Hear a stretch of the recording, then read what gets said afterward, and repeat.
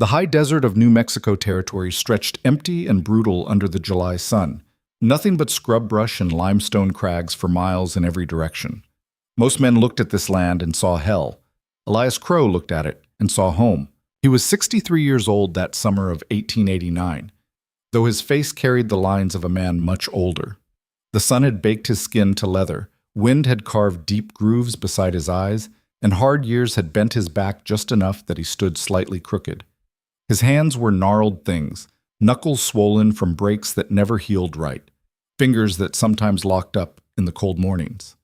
He'd lost 2 teeth on the left side, courtesy of a horse's kick 15 years back, and his right knee clicked when he walked, a souvenir from a cattle drive gone wrong in '74. But his eyes, those pale gray eyes, still carried the look of a man you didn't cross twice. The Crowe Ranch sprawled across 800 acres of what most folks called worthless dirt. The soil was thin, rocky, stubborn. Cattle grazed lean and mean. Summer burned hot enough to kill. Winter cut cold enough to do the same. It was the kind of place that broke men's backs and spirits in equal measure. Except for one thing, water. The creek that ran through the heart of Crow Land never went dry. Not in the worst drought, not in the driest year anyone could remember. It bubbled up from some deep aquifer, cold and clean, cutting a green ribbon through the brown landscape. That creek was the reason cattle survived, the reason crops grew, the reason a man could make a life out here at all. And it was the reason powerful men wanted Elias Crowe gone. The first letter arrived in April, delivered by a nervous young man in a suit too clean for these parts. Elias had been mending fence when his foreman, Sam Torres, rode out with the envelope. "City fella left this at the house," Sam said. He was Mexican-born, 50-something, with a mustache that drooped past his jawline and eyes that missed nothing. Wouldn't come past the gate, handed it to Maria, and rode off like his ass was on fire. Elias wiped sweat from his brow and took the letter. The paper was expensive, thick, cream-colored, with raised printing at the top. Southwest Development Corporation. An address in San Francisco. He read it standing there in the sun while his horse, an ornery bay mare named Bess, dozed with one hip cocked. The letter was polite, professional. It explained that Southwest Development Corporation had acquired extensive land holdings in the region for the purpose of supporting the expansion of the Atchison, Topeka, and Santa Fe Railway. The railroad needed reliable water sources for their planned route. The corporation was prepared to make a generous offer for the Crowe Ranch. They understood the sentimental value of family land. They were sure they could reach an amicable agreement. There was a number at the bottom, $12,000. Sam watched Elias read. "What do they want?" "The ranch." "They offering?" "12,000. Sam whistled low. "That's real money, boss. Man could buy himself a nice place closer to town. Somewhere easier. Somewhere that doesn't try to kill you every summer." Elias folded the letter carefully and tucked it into his shirt pocket. He looked out across the land, his father's land before him, and felt something hard settle in his chest. "Sam, you remember when my father built the main house?" "I was just a boy, but yeah, I remember. He put every board in that house himself, hauled the timber from 30 miles north. Took him 3 years because he was working alone most of that time. My mother died the winter before it was finished. Pneumonia. He finished it anyway because he'd promised her a real house with real walls and a real floor." Sam didn't say anything. He knew where this was going. "My father died defending this place," Elias continued. "Comanche raid in '65. He was 51 years old, and he died with an arrow through his chest, standing in that doorway with a rifle in his hands because he wouldn't let them take what he'd built. I was 19. I buried him out under the cottonwood tree where he used to sit in the evenings." "I know, boss. So when these city folks with their clean suits and their railroad money ask me to just walk away," Elias pulled the letter back out and held it up to the light. Then he tore it in half, then quarters, then into pieces too small to read. He let the wind take them. "You tell me, Sam. What do you think I should say?" Sam smiled, showing the gap in his own teeth. "I think you already said it." They went back to mending fence. The second letter came in May. This one included a contract and a deadline, 30 days to respond. The offer had gone up to $15,000. The language was still polite, but there were phrases that caught Elias's attention. Words like legal action and eminent domain, and proper compensation is determined by territorial court. He burned that letter in the stove. The third letter arrived in June, hand-delivered by a lawyer from Santa Fe. The man had 2 hired guns with him, hard-faced men with revolvers worn low and eyes that scanned the ranch buildings like they were counting defenses. Maria, Sam's wife, who cooked and kept house, met them at the gate. She was a solid woman, built like a brick wall, with gray streaking her black hair and a look that could stop a charging bull. "Wait here," she told them. She found Elias's barn, working on a wagon wheel that had cracked. "There's a lawyer here," she said. "He's got hired guns with him." Elias set down his tools and wiped grease from his hands. He reached for the gun belt hanging on a nail, an old army Colt he'd carried during the war, still cleaned and oiled regular. He strapped it on. "You don't have to do that," Maria said quietly. "I know." He walked out to meet them in the yard, moving slow so his knee wouldn't betray him. The lawyer was a thin man, maybe 40, with spectacles and a nervous way of holding his briefcase like a shield. "Mr. Crowe, my name is Harold Pemberton. I represent Southwest Development Corporation. I believe you've received our correspondence?" "I did." "Then you're aware of our offer. I've been authorized to increase it to $18,000, provided we can finalize the transaction today. That's more than fair market value for this property. I think you'll agree." Elias looked at the 2 gunmen. They stood apart, hands loose, watching everything. "Those your friends?" Elias asked. Pemberton glanced back. "Security. These are dangerous times, Mr. Crowe. A man has to protect himself." "That he does." "So," Pemberton opened his briefcase and withdrew a sheaf of papers. "I have the contract right here. All it needs is your signature and—" "No." Pemberton blinked. "I'm sorry?" "I said no. You can take your contract and your railroad money and your hired thugs and get off my land." One of the gunmen shifted his weight. The lawyer held up a hand without looking at him. "Mr. Crowe, please be reasonable. We're trying to do this the civilized way, but the railroad is coming through here whether you like it or not. The territorial government has already approved the route.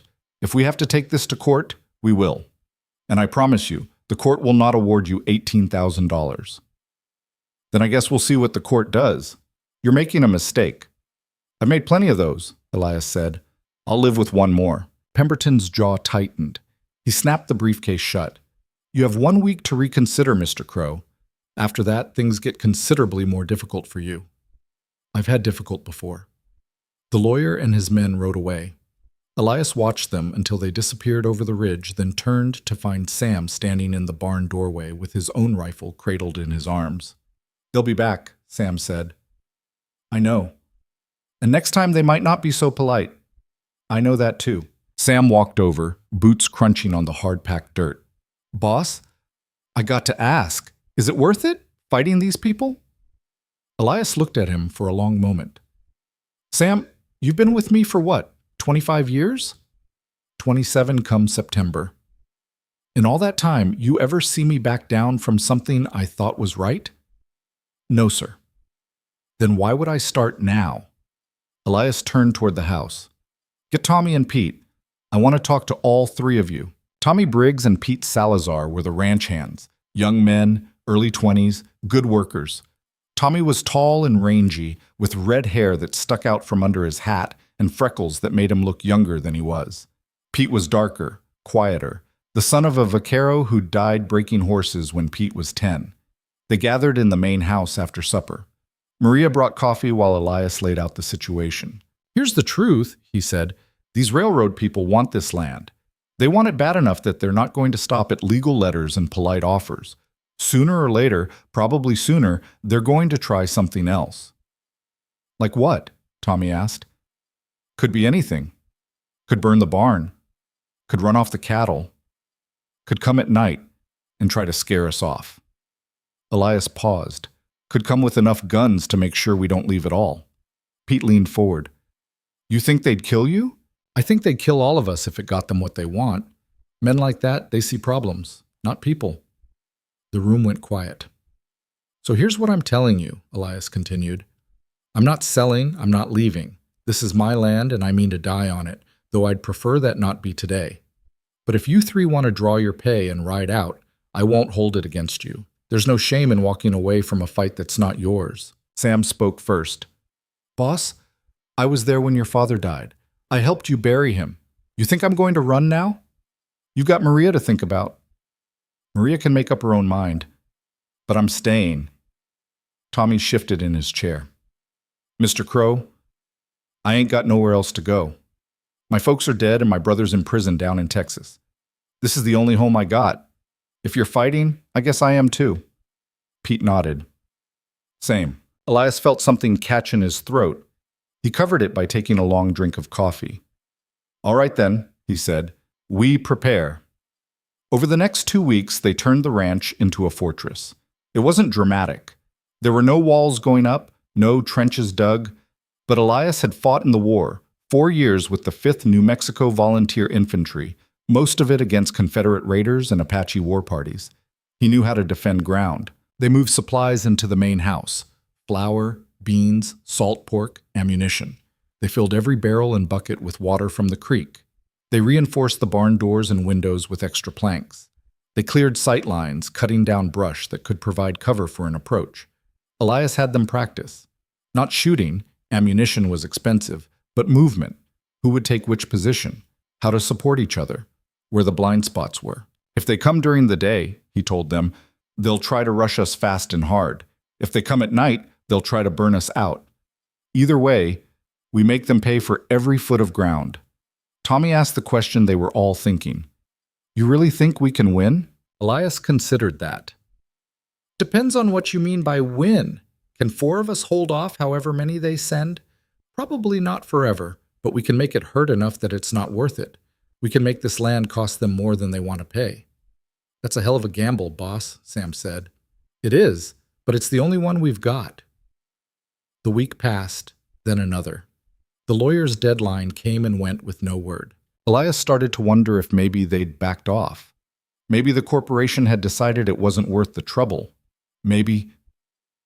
The barn burned on a Wednesday night. Elias woke to the sound of Bess screaming. He was out of bed before his brain caught up, grabbing his rifle on instinct, bursting through the door in his long johns and bare feet. The barn was a tower of flame against the black sky, fire so bright it hurt to look at. The horses were going crazy, trapped inside, and Elias was running before he thought about it, crossing the yard in a stumbling sprint. Sam got there first. He'd already thrown open the barn doors and was leading horses out one by one, talking to them in Spanish, his voice calm despite the inferno roaring above them. Elias grabbed a panicked gelding by the halter and dragged it clear. Tommy and Pete appeared, both coughing from smoke, both leading stock to safety. They got all the horses out. They got the milk cow. But the hay was gone, the tack was gone, and half their tools were gone. The barn burned until there was nothing left but charred timber and ash. As the flames died down, Elias saw something in the dirt near the fence. Fresh hoof prints. At least 4 riders, maybe 5. They'd come in quiet, poured oil, lit it up, and rode away. No one had fired a shot. Message, Sam said quietly. He had soot on his face and his eyes were red from smoke. They're telling us they can hurt us whenever they want. Elias stared at the ruins. Something cold and hard formed in his chest. Not anger exactly, though there was anger in it. More like certainty. The kind of certainty a man gets when he realizes the talking is done and all that's left is action. Let them send messages, he said. We'll send one back. The next day, Elias rode into town. Socorro was 8 miles east, a sun-baked collection of adobe buildings and false front stores clustered around a dusty plaza. It served the scattered ranches and mines in the territory, a place where people came for supplies and news and not much else. Elias tied Bess outside the general store and went looking for the sheriff. He found him in the saloon, a fat man named Dutton who'd been sheriff for 6 years and had gotten the job because he was the mayor's cousin, not because he knew anything about law enforcement. Dutton was working on his 3rd beer of the morning. Crowe, he said when Elias walked up, heard you had some trouble last night. Word traveled fast in small towns. Someone burned my barn, Elias said. I want to file a complaint. Dutton took a long drink. You see who did it? No. Then what do you want me to do about it? Investigate. That's your job, isn't it? Investigate how? You got no witnesses, no evidence. Could have been anybody. Could have been kids. Could have been an accident. It wasn't an accident. Railroad men are trying to run me off my land. Dutton set down his beer. His expression didn't change, but something shifted in his eyes. Now, Elias, that's a serious accusation. You got proof? They've been threatening me for months. Threatening how? With lawyers? With legal papers? Dutton shook his head. That ain't the same as arson, and I can't go arresting people from the railroad company based on your suspicions. Elias leaned on the bar. So you're not going to do anything? I'm saying there's nothing I can do. These are serious people, Elias. They got money, they got lawyers, they got connections in Santa Fe. If they wanted your ranch burned, they wouldn't do it themselves. They'd hire someone we'd never find. So that's it? They can do whatever they want? Dutton's voice dropped lower. Listen to me. I've heard things. Word is the railroad's coming through no matter what. They got territorial approval, they got federal backing. Men who've stood in the way before, well, bad things have happened to them. Accidents, fires, some have just disappeared. Are you telling me to sell? I'm telling you to be smart. Take their money and start over somewhere else. This is a fight you can't win. Elias straightened up. Thanks for nothing, Sheriff. He walked out, leaving Dutton with his beer and his excuses. But he didn't go home. Instead, he rode to 3 other ranches.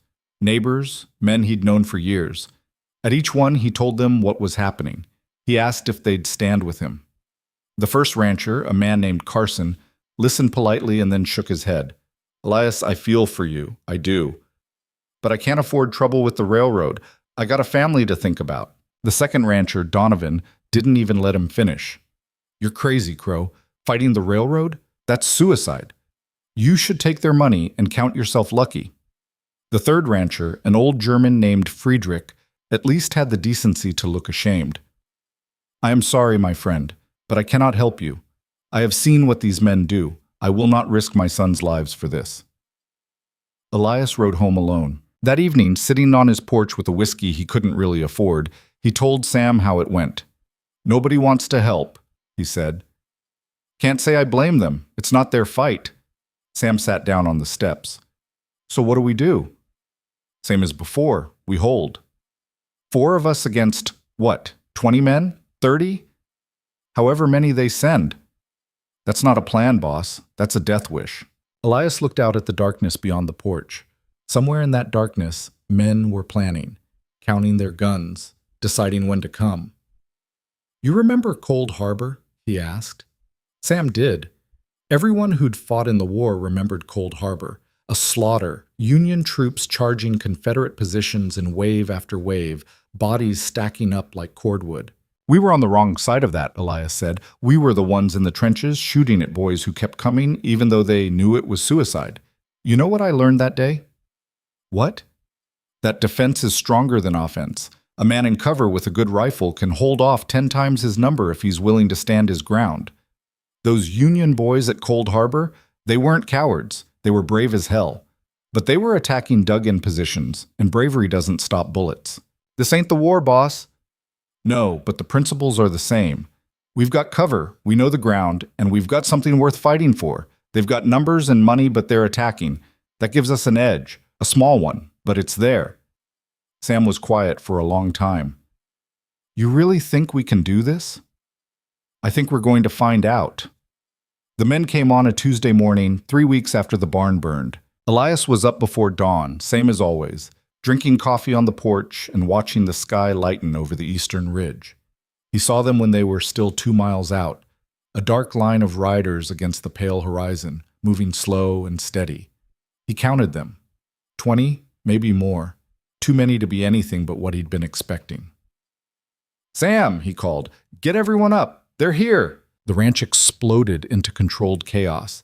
Sam ran to wake Tommy and Pete. Maria started moving supplies. Elias went to the gun rack and started distributing weapons, rifles, shotguns, revolvers, everything they had.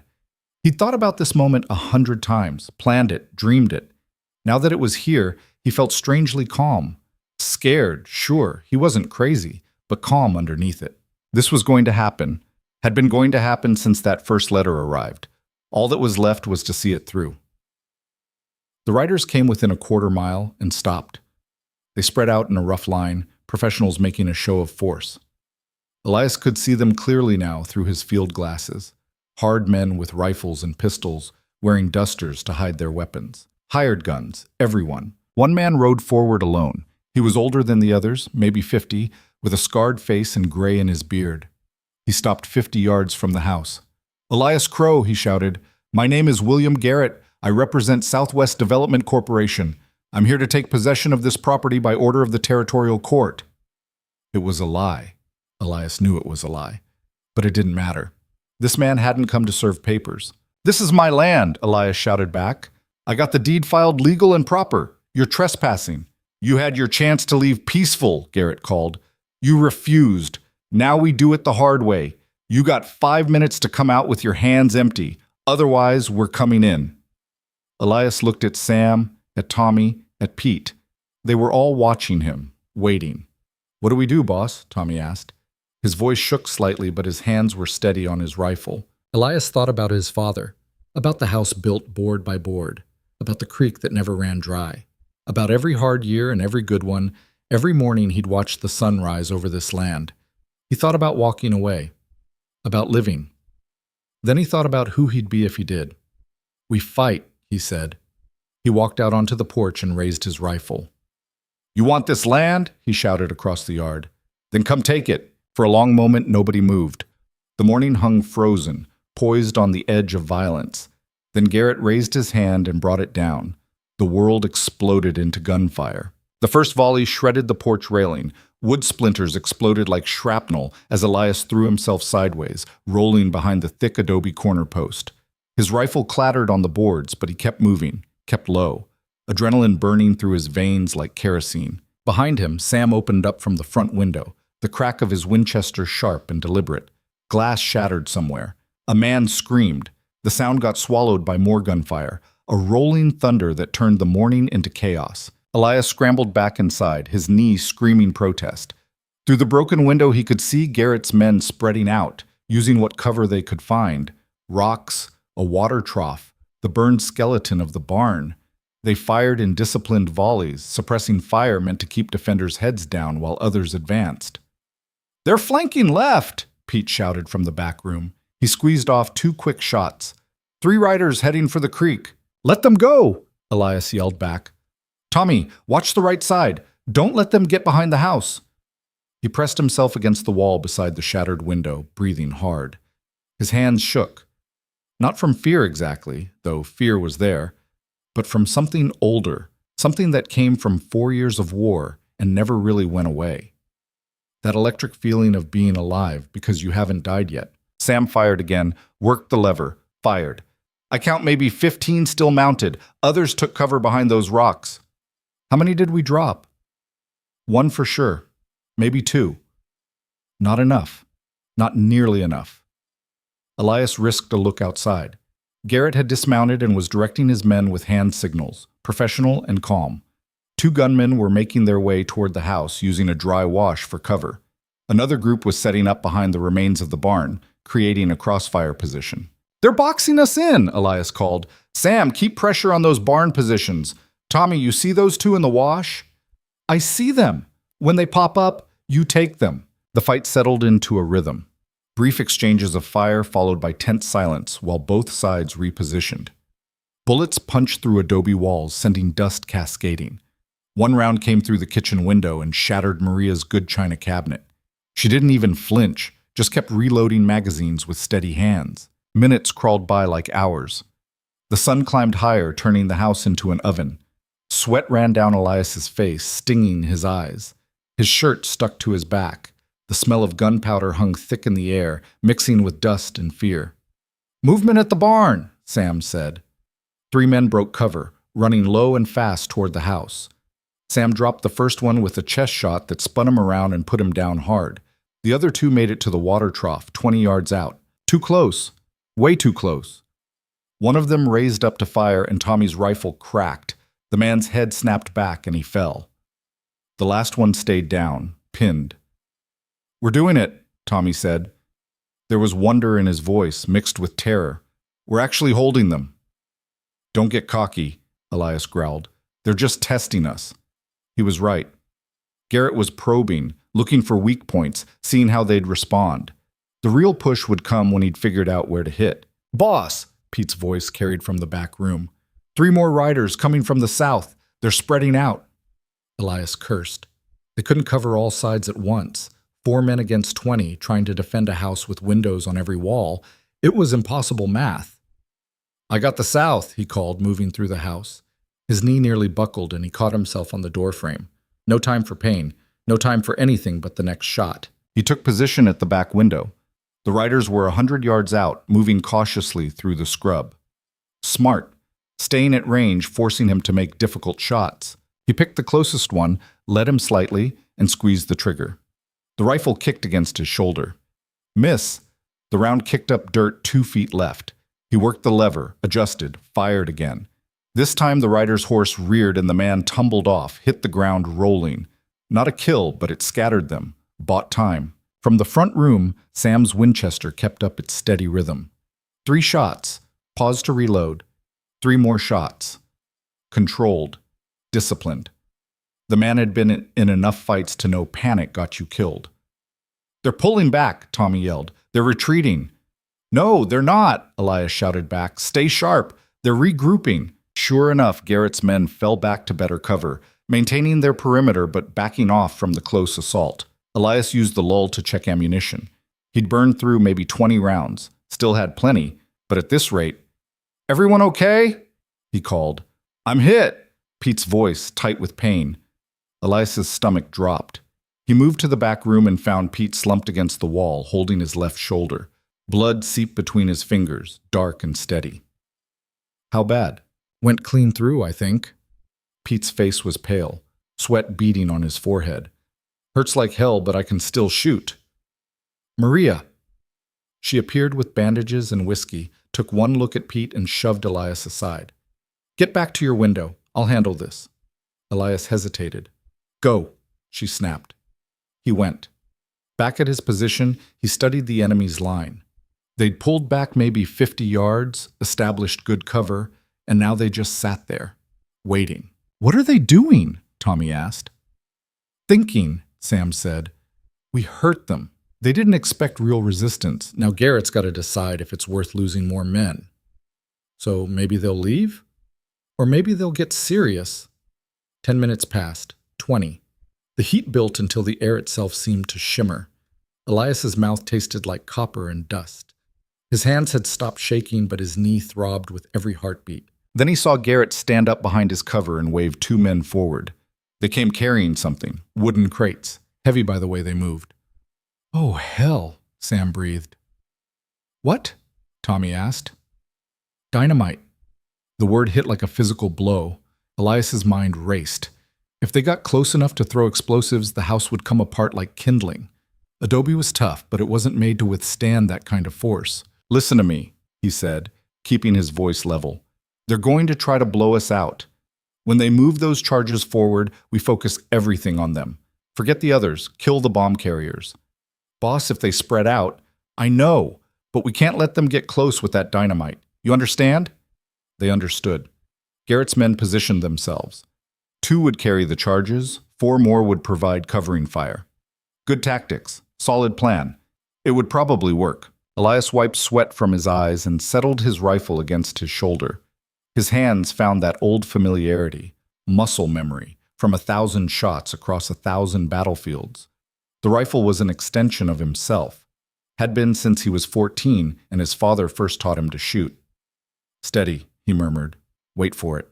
The carriers broke cover in a rush, sprinting toward the house in a weaving run. The covering fire erupted, a sheet of lead that smashed through windows and chewed up walls. Elias ignored it all. He tracked the first carrier, led him, fired. Miss. Worked the lever, fired again. The man stumbled but kept running. Third shot took him in the leg and dropped him. The dynamite crate hit the ground hard. Sam got the second carrier with a beautiful shot that caught him center mass. The man went down hard, the crate tumbling from his hands. But the third carrier, there was a third one, coming from the side. "Pete!" Elias screamed. Pete lurched to his window, rifle wavering, blood soaking through Maria's hasty bandage. He fired once, missed. The carrier was 30 yards out now, winding up to throw. Time stretched. Elias saw it happening, couldn't move fast enough to stop it, saw the man's arm come back. Maria appeared in the window with a shotgun and let both barrels go. The carrier's chest exploded. He went down in a spray of red, the dynamite crate falling short, landing 15 yards from the house. It didn't explode. Dynamite needed a blasting cap to go off, and the caps weren't in the crates. They were somewhere in the carrier's pocket. But the psychological damage was done. Garrett's men saw 3 carriers dead in the dirt and nothing to show for it. They pulled back again, faster this time, and Elias heard shouting, angry voices arguing. "Did that just happen?" Tommy's voice cracked. "Did Maria just—" "Yes," Elias said. His own voice didn't sound quite right. "Yes, she did." Maria calmly broke open the shotgun and reloaded. Her hands didn't shake. She looked at Elias and shrugged. "No one blows up my house." The standoff reset. Garrett's men stayed back, clearly arguing about what to do next. 3 dead, maybe 4 wounded, and they hadn't gained an inch. At this rate, the cost was getting too high. But they weren't leaving, not yet. Sam moved to Elias's side, limping slightly. "We can't keep this up forever. We're down to maybe half our ammunition. Pete's hurt, and they're just going to keep coming." "I know." "So what's the play?" Elias looked out at the desert, at the men who wanted to kill him, at the land his father had died defending.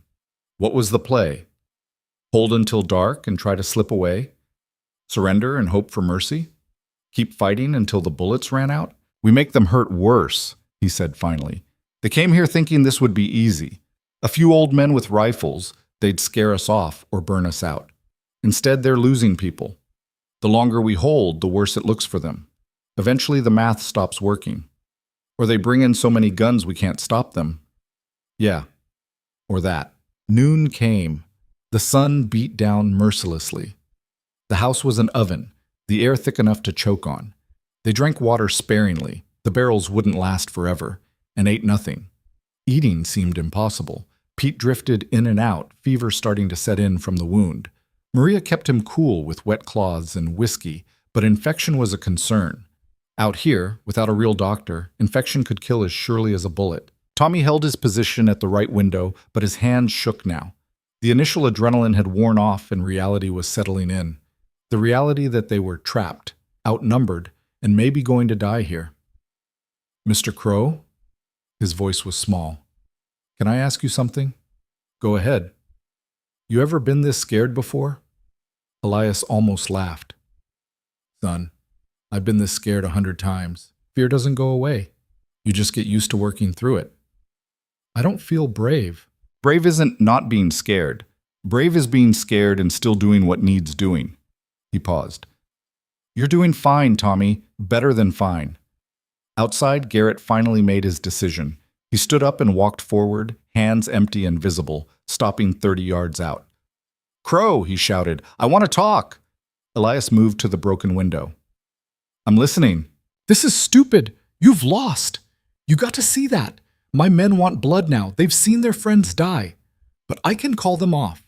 You walk away now. You live. You keep fighting. Everyone in that house dies." "Why should I believe you?" "Because killing you doesn't benefit me. The company just wants the land. They don't care if you're on it or not. Take your people and go. I give you my word you'll make it to town safely." Sam leaned close. "He's lying." "I know." But the offer gave Elias an idea. He stood up, showing himself in the window. "Let me think about it. Give me an hour." Garrett looked surprised, then suspicious. "What's to think about?" "I need to talk to my people. 1 hour. Then I'll give you an answer." After a long moment, Garrett nodded. 1 hour. But if you try anything, we won't." Garrett retreated. His men settled in to wait. Elias turned to the others. "All right, here's what we're going to do." They gathered in the kitchen, Sam, Tommy, Maria, even Pete, who Maria had propped up in a chair. Outside, the temporary ceasefire held. "We're not surrendering," Elias said, "but we can't stay here either. Pete needs a doctor. We're low on ammunition, and they're going to try again, probably after dark when they can get close without us seeing." "So what then?" Sam asked. "We leave, but not the way they expect." Elias moved to the window that faced north, toward the creek. "There's thick brush along the creek bed. If we move during the ceasefire, we can get into that cover before they realize we're gone. They'll expect us to run for town, Instead, we circle back through the high ground to the east. And go where? Friedrich's Ranch. It's 10 miles, but most of it's behind that ridge where they can't see us. We get there. We get Pete medical attention. We regroup. Boss, Friedrich wouldn't help you before. Why would he help now? Because now we've proved these people can be hurt. Before, everyone thought the railroad was untouchable. We just showed that's not true. Tommy shook his head. They'll see us leaving. The creek's only 100 yards from the house. Not if we give them something else to watch. Elias explained the rest of it. It was risky, maybe insane, but it was better than dying in a house that would burn eventually anyway. They had 45 minutes left. They moved fast. Tommy and Sam gathered weapons, ammunition, and what supplies they could carry. Maria packed food and medical supplies in saddlebags. Elias helped Pete to his feet. The young man was weak but could walk with support. "We're really doing this?" Tommy asked. "We're really doing this." The horses were still in the corral, nervous from the gunfire but alive. They'd need them but couldn't risk saddling up yet. The movement would be visible. They'd have to make the run to the creek on foot, then double back for the horses after dark. Elias checked his watch. 20 minutes left. He looked around the house, at the furniture his father had built, at the photographs on the wall, at the worn floorboards that held the memory of every step his family had taken. He was leaving it. Maybe forever. "Boss?" Sam was watching him. "I'm fine. Let's get ready." With 10 minutes left, they positioned themselves by the north door. Pete leaned on Maria, pale and sweating. Tommy clutched his rifle with white knuckles. Sam's face was unreadable behind his drooping mustache. "All right," Elias said. "When I start shooting, you run. Don't stop, don't look back. Get into that creek brush and stay low. I'll be right behind you." "What are you going to do?" Tommy asked. "Buy you time." Before anyone could argue, Elias moved to the front window. He could see Garrett and his men waiting, patient as buzzards. The hour was almost up. He raised his rifle, sighted carefully on the abandoned crates of dynamite still sitting in the dirt where the carriers had dropped them, and fired. The bullet sparked off rock. He adjusted, fired again. Third shot found its mark. The dynamite exploded. It wasn't a massive blast. The crates had been far apart, and not all the sticks went up. But it was enough. A ball of fire and smoke erupted between Garrett's position and the house. Men dove for cover, shouting, confused about where the shot had come from. Elias worked the lever and kept firing, not at the men but at the ground around them, kicking up dirt, making them think the house was still fully defended. Behind him, the north door opened. He heard footsteps running, then silence. He gave them a 30 count, firing periodically to maintain the illusion. His ammunition was running low, but he didn't care anymore. The only thing that mattered was getting his people clear. 45 seconds, a minute. Then he turned and ran. His knee nearly gave out on the first step. He caught himself on the doorframe, bit back a curse, and pushed through the pain. Out the north door, into the bright sunlight, stumbling across open ground toward the creek. It was 100 yards. Might as well have been 100 miles. Behind him, someone shouted. A rifle cracked. The bullet hit somewhere to his left, kicking up dust. He didn't look back, just ran. An old man with a bad knee and too many years, running for his life across dirt his father had died on. 50 yards. 75. More shots. One passed close enough he heard it buzz past his ear like an angry wasp. The creek bed was right there, the brush thick and green.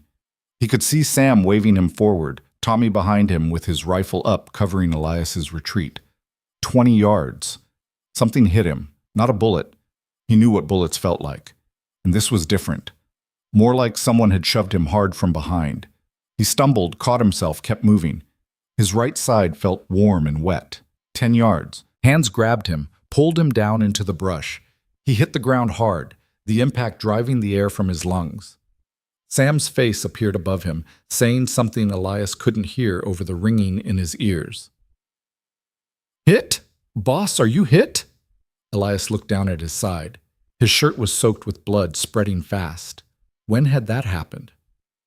"I'm fine," he tried to say, but the words came out wrong. The world tilted. Sam's face swam in and out of focus. Somewhere far away, gunfire continued, but it seemed unimportant now. What was important was the blood, and the way breathing suddenly required tremendous effort, and the strange, cold feeling spreading through his chest despite the desert heat. "Stay with me," Sam was saying. "Don't you dare die on me, you stubborn old bastard." But darkness was rising like floodwater, and Elias was tired, so tired, and maybe it would be okay to rest for just a minute. He closed his eyes. When he opened them again, the world had changed. The light was different, softer, angled, late afternoon maybe. The gunfire had stopped. He was lying in brush near moving water, the creek gurgling past somewhere close. His side was bandaged tight, the cloth already soaked through with red. Maria's face appeared above him. "Don't move. You've been shot." "I noticed." His voice came out as a whisper. "The bullet went through your side, missed anything vital, but you've lost blood. You need to stay still." "The others?" "We're all here. Pete's stable. No one else was hit in the run." Elias tried to sit up. The world spun and Maria pushed him back down with surprising force. "I said don't move." "Garrett, they think we're still in the house." Tommy kept shooting from the brush to make them think we're still defending. "They've pulled back to regroup. So we have time." "Some, not much." Maria's face was grim.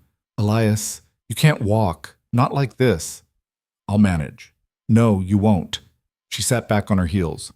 "Sam's scouting an alternate route, but it's rough ground. We might have to carry you." The thought of being carried like a child made something twist in Elias's gut.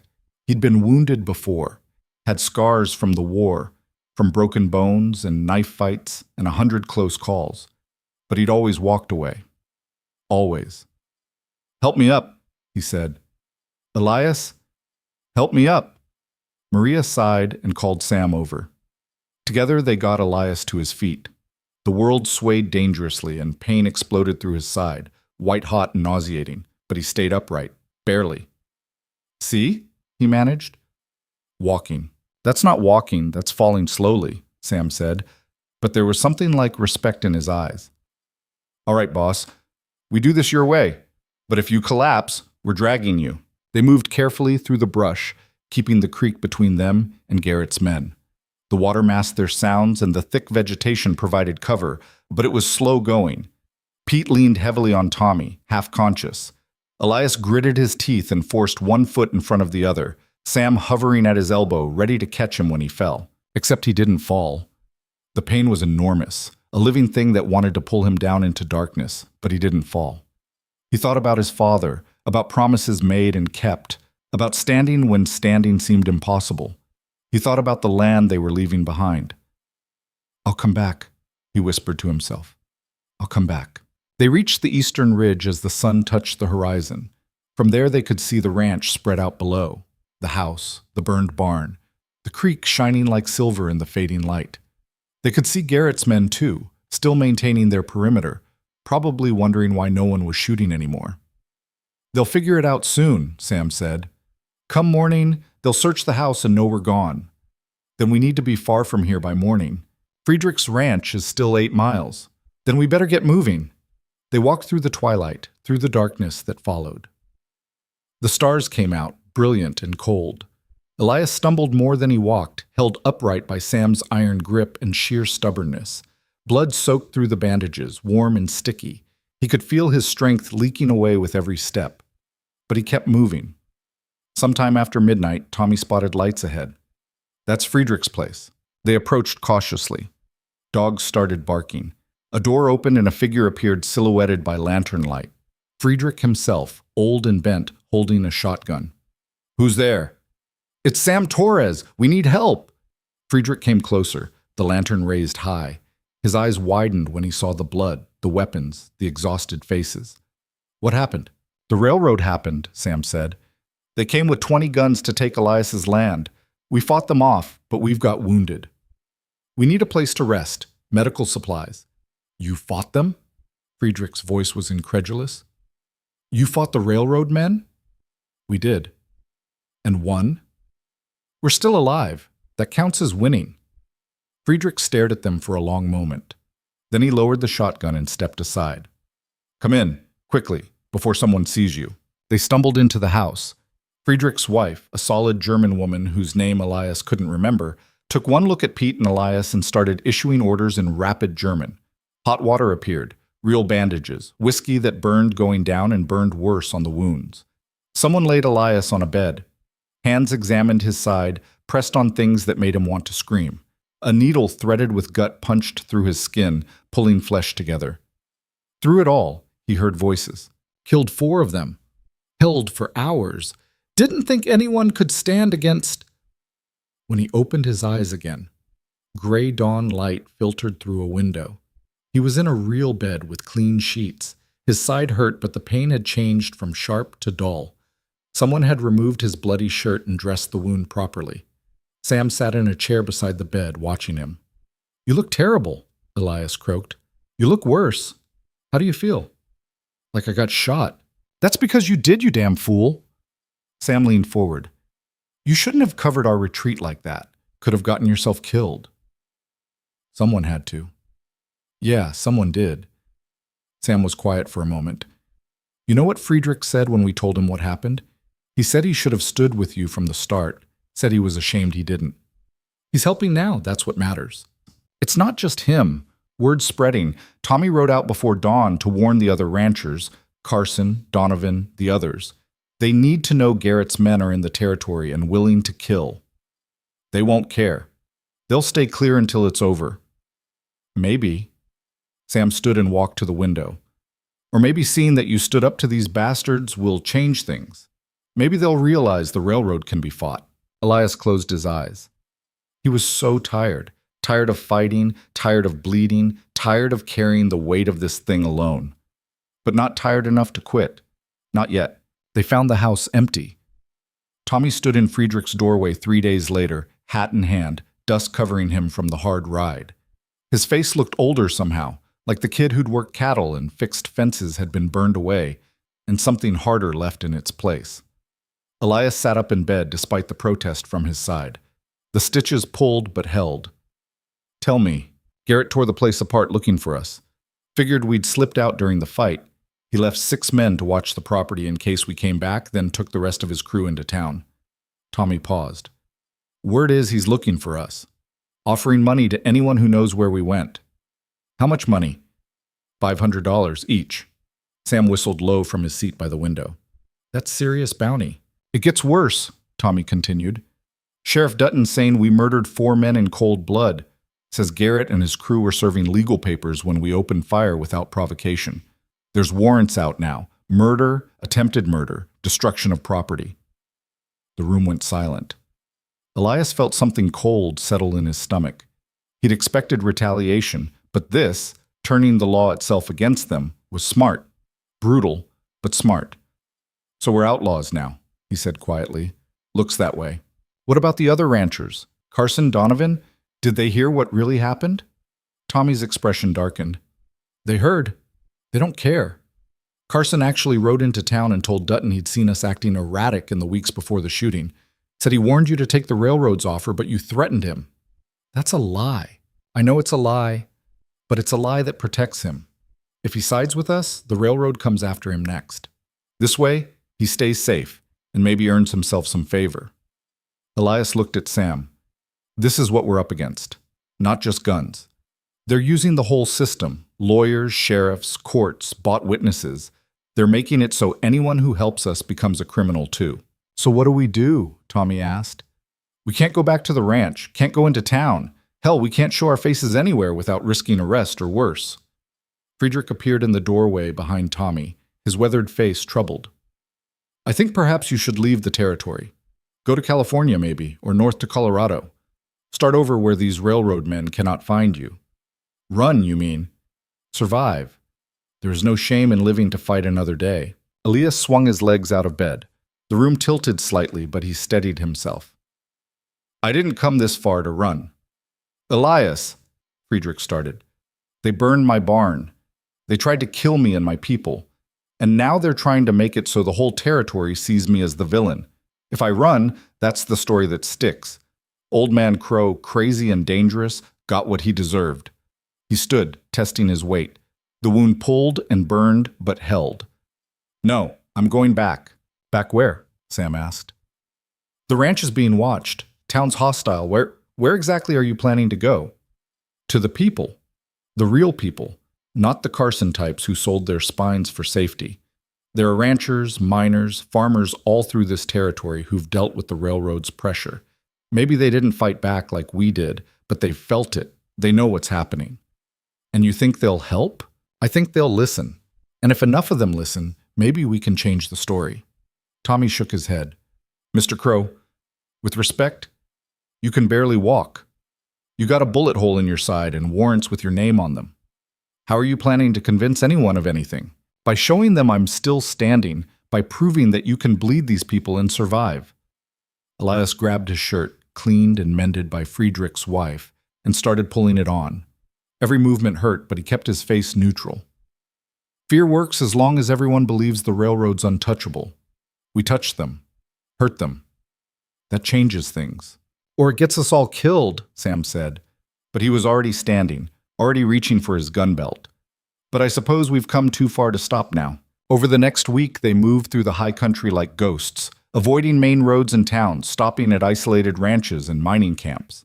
Elias insisted on being there for every conversation despite the pain, despite Sam's protests that he needed rest.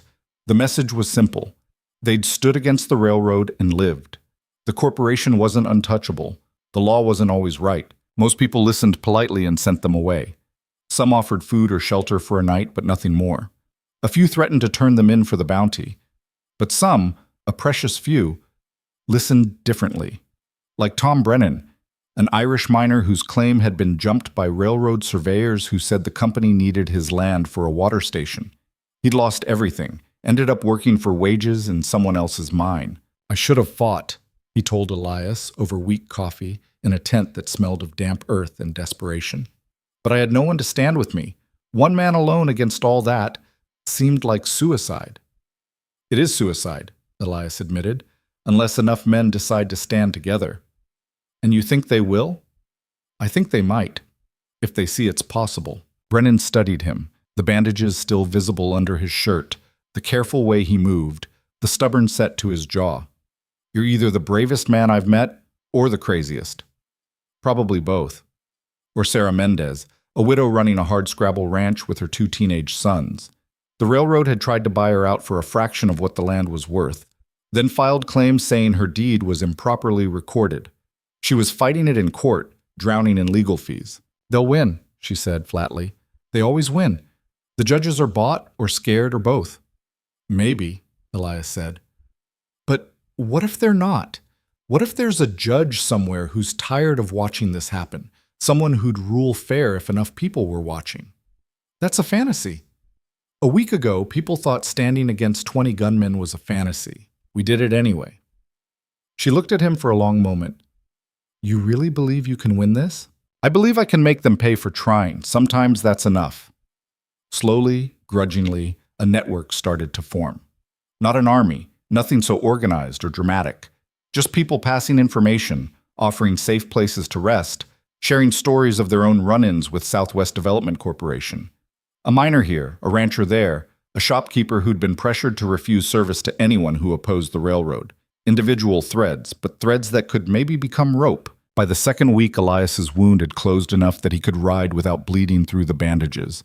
Pete was recovering too, the infection fought off with whiskey and luck and Maria's constant attention. They were still fugitives, still hunted, but they were mobile. And then word came that changed everything. Tommy returned from a scouting run to town with news. There's a territorial judge coming through next month. Bennett's his name. Supposed to be hearing cases in Socorro. Word is he's not in the railroad's pocket, actually rules by law instead of politics. If that's true, why haven't they gotten rid of him? Sam asked. Appointed by the territorial governor who's appointed by the president. He's got protection, at least on paper. Railroad can pressure local judges easy enough, but going after a territorial judge would bring federal attention they don't want. Elias felt something stir, not quite hope, but close. So if we could get our case in front of him, big if, Sam interrupted. We're wanted men. We show up in court, Dutton arrests us before we can say a word. Not if enough people are there to see it. Not if we make it public enough that arresting us causes more problems than letting us speak. You want to walk into a courtroom full of people who want you dead and hope publicity keeps you safe? That's insane. Yes, Elias agreed, but it might work. They spent the next 3 weeks laying groundwork. Tommy and Pete rode out to every contact they'd made, spreading the word. Judge Bennett would be in Socorro on the 15th. Elias Crowe would be there to tell his story. Anyone who'd been wronged by the railroad, anyone who wanted to see justice done, should come witness. It was a gamble, a big one. If nobody showed up, Elias would be arrested and probably killed before he saw the inside of a jail cell. But if enough people came, if the courtroom was packed with witnesses— It's still crazy, Sam said the night before they were set to leave for Socorro. They were camped in a box canyon 20 miles from town, a small fire burning down to coals. You know that, right? Even if this judge is honest, even if we get to tell our story, there's no guarantee anyone believes us. I know. And Garrett's going to be there. His men, too. They'll be waiting for you. I know that, too. Sam poked at the fire with a stick. Why are you doing this? And don't give me some speech about principle or land or your father's memory. The real reason. Elias thought about it. The real reason.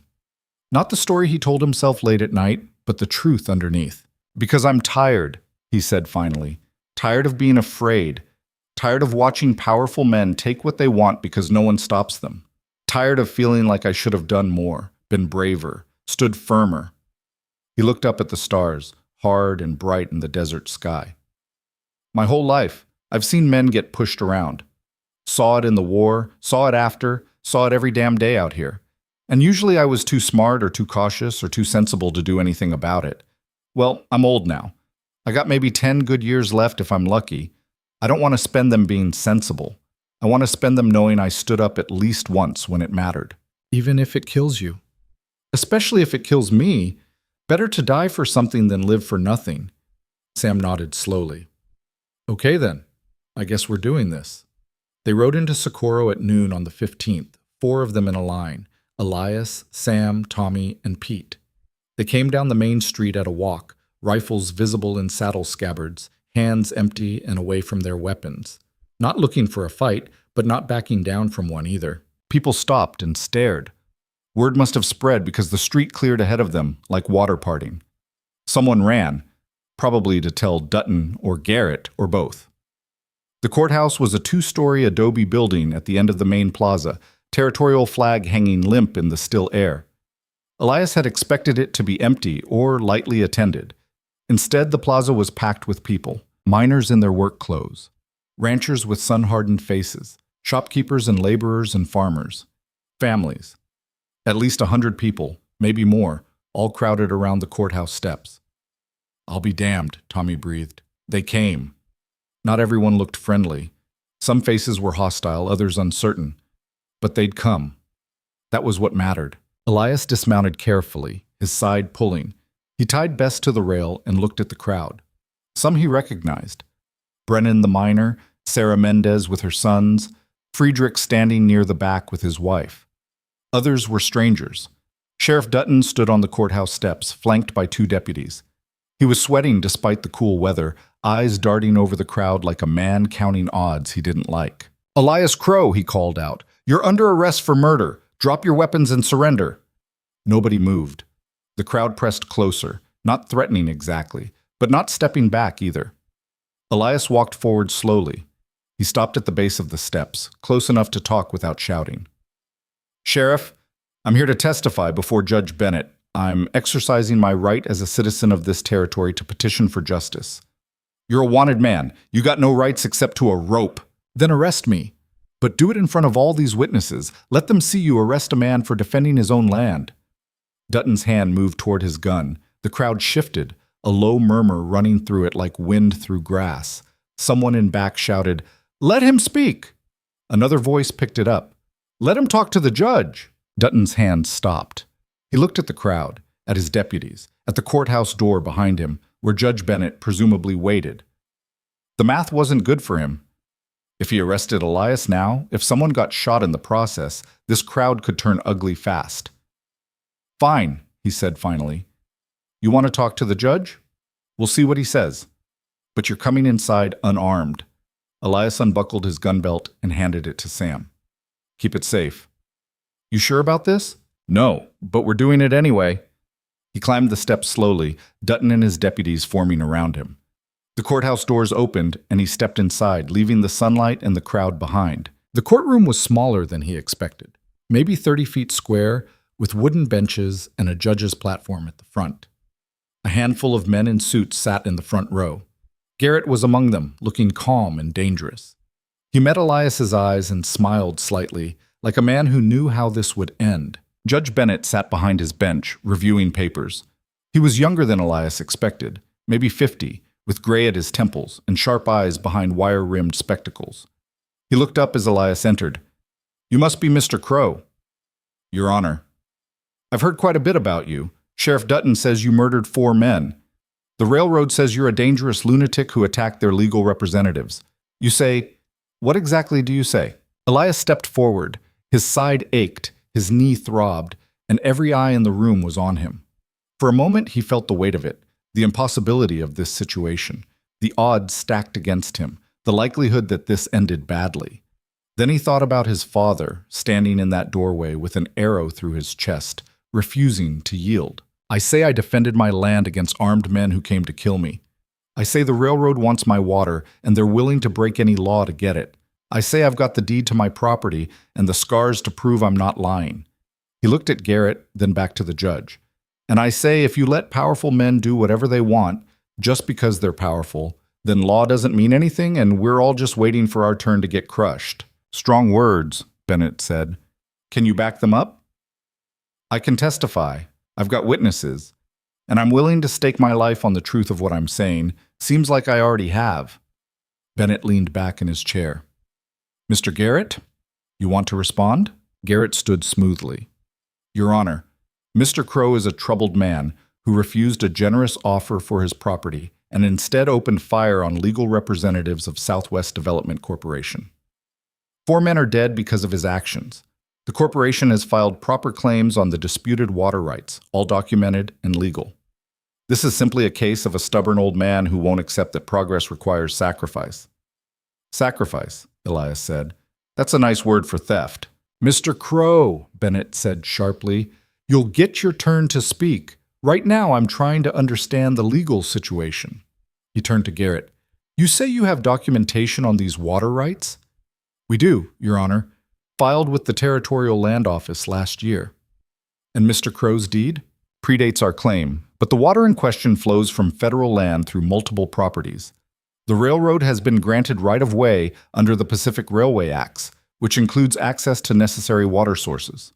Bennett frowned. "That's a federal question, not a territorial one." "With respect, Your Honor, the killing of 4 men is very much a territorial question. We're not here to debate water rights. We're here because Mr. Crowe committed murder." "Self-defense," Elias said. "Against men serving legal papers?" "Against hired guns who came to drive me off my land by force." "Can you prove that?" Elias hesitated. Could he prove it? He'd seen the guns, fought the fight, but what evidence did he have that would stand up in court? Before he could answer, the courtroom doors opened. A woman walked in, middle-aged, well-dressed, carrying herself with the confidence of someone used to being heard. "Your Honor, I apologize for the interruption. My name is Catherine Mills. I'm an attorney from Santa Fe, and I represent Mr. Crowe." Elias stared at her. He'd never seen this woman before in his life. Bennett looked equally surprised. "Mr. Crowe has representation?" "As of this morning, yes." She walked to the front and set her briefcase on the defense table. "I've been following this case with interest, Your Honor. When I learned Mr. Crowe intended to appear before you today, I took the liberty of offering my services." "And why would you do that?" Garrett asked. His calm had cracked slightly. Catherine smiled. "Because I don't like bullies, Mr. Garrett, and because Southwest Development Corporation has made similar claims on 17 other properties in this territory, all of them using questionable legal theories and backed by intimidation. Someone needs to push back." "This is highly irregular," one of the suited men said. "But not illegal," Catherine replied smoothly. She turned to Bennett. "Your Honor, I request a postponement to allow me time to properly prepare Mr. Crowe's defense and to file counterclaims regarding the legitimacy of Southwest Development's water rights claims." Bennett considered. "How much time?" 30 days. "Absolutely not," Garrett said. "This man is a fugitive." "This man," Catherine interrupted, "is a citizen exercising his right to due process. unless Sheriff Dutton wants to arrest him in front of 100 witnesses, many of whom came specifically to see justice done. I suggest we follow proper legal procedure." The room went silent. Everyone knew what she was really saying. Arrest Elias now, and you'll have a riot on your hands. Bennett rubbed his temples. "Mr. Garrett, does your company intend to press charges against Mr. Crowe? We demand justice for our murdered employees." "That's not what I asked. Are you pressing charges, or is this a civil matter regarding property rights?" Garrett's jaw tightened. The trap was clear. If he pressed criminal charges, the case would be tried in court where Elias could present his side. If he dropped them, he admitted the fight wasn't about murder, but about land. "We're pressing charges," he said finally. "Then we'll do this properly. Trial is set for 6 weeks from today, here in Socorro. That gives Miss Mills time to prepare and gives me time to review the relevant federal statutes on railway water rights." Bennett looked at Dutton. "Sheriff, Mr. Crowe is released on his own recognizance pending trial." "Your Honor, he's a flight risk. He just walked into a courthouse where half the people wanted him arrested. I don't think he's going anywhere." Bennett banged his gavel. 6 weeks, everyone out." The courtroom emptied slowly. Elias found himself standing next to Catherine Mills, still trying to figure out who she was and why she was helping him. "Don't look so confused," she said quietly. "I told you, I don't like bullies. Besides, I've wanted a case like this for years. A chance to actually challenge one of these railroad corporations in open court, that's worth doing for free." "I can't pay you." "I know. I'm doing it anyway." "Why?" She looked at him seriously. "Because if they win here, they'll do the same thing in a dozen other places. Someone has to make a stand. Might as well be you." Outside, the crowd was still gathered. When Elias emerged, a cheer went up, not universal, but strong enough to matter. People pressed forward, wanting to shake his hand, to hear his story, to tell their own. Sam pushed through to him. "Well, we've got 6 weeks and a lawyer I didn't hire. Is that good or bad?" "I honestly don't know, but it's better than being shot, so I'll take it." They made their way through the crowd, accepting offers of food and shelter. Friedrich appeared, gripping Elias's hand hard. "I was wrong," the old German said. "I should have stood with you from the beginning, but I stand with you now. Whatever comes." Others echoed the sentiment. Not everyone, Carson and Donovan, were notably absent, but enough. Enough to matter. As they rode out of town that evening, Elias felt something he hadn't felt in weeks. Not quite victory, they were far from that, but possibility. The chance that this might actually work. That standing up might actually mean something. 6 weeks, Tommy said. "What do we do until then?" "We prepare," Elias said. "We find every person the railroad's wronged. We document everything. And we get ready to tell a story that makes sure nobody forgets what happened here." "You think the judge will rule for us?" "I think he'll rule according to law. Whether that helps us or not, we'll find out." Elias looked back at Socorro, at the courthouse standing against the darkening sky. "But win or lose, we made them take us seriously. We made them fight this in court instead of in the dark. That counts for something." Sam rode up beside him. "You know Garrett's not going to just wait for the trial. He'll try something." "Let him try. We've survived this long. We've survived because we've been lucky. Luck runs out. Then we better make sure we don't need it." They rode on into the gathering dark. 4 men who'd stood against impossible odds and lived to tell about it. 4 men who'd forced an empire to acknowledge them, even if that acknowledgement came with warrants and bullets and the promise of more violence to come. Behind them, Socorro settled in for the night. In saloons and homes, people talked about what they'd seen: the old rancher who'd walked into a courthouse full of enemies and walked back out, the lawyer who'd appeared from nowhere to take his case, the judge who'd given him a chance instead of a rope.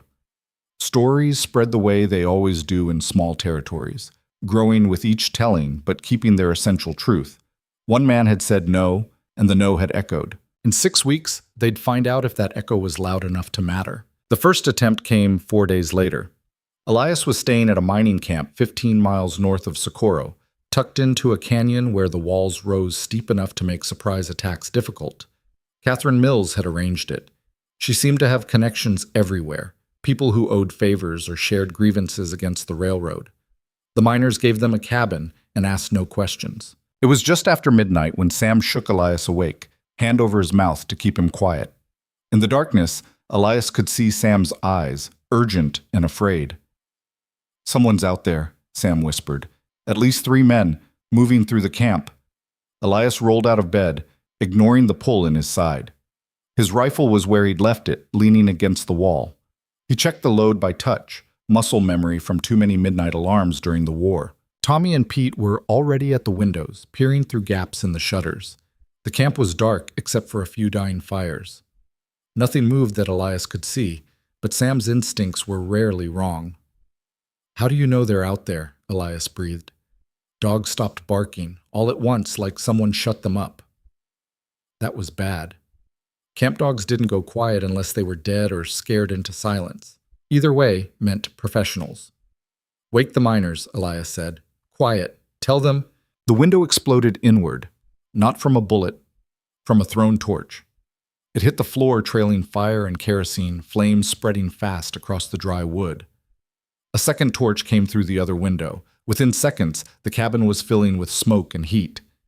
"Out the back!" Sam shouted. "Go!" They stumbled through the smoke, coughing, eyes streaming. Pete got the back door open and they spilled out into the night air, right into the trap. Muzzle flashes lit up the darkness. Bullets cracked past, thunking into wood. Elias dropped and rolled, came up firing at the flashes. Beside him, Tommy's rifle barked twice, then jammed. The kid cursed and worked the action desperately. "The creek bed," Sam yelled. 20 yards east." They ran. Elias's knee gave out halfway and he went down hard, tasting dirt. Hands grabbed him, Pete on one side, Sam on the other, hauling him up, dragging him forward. More shots. Something tugged at Elias's sleeve, hot and close.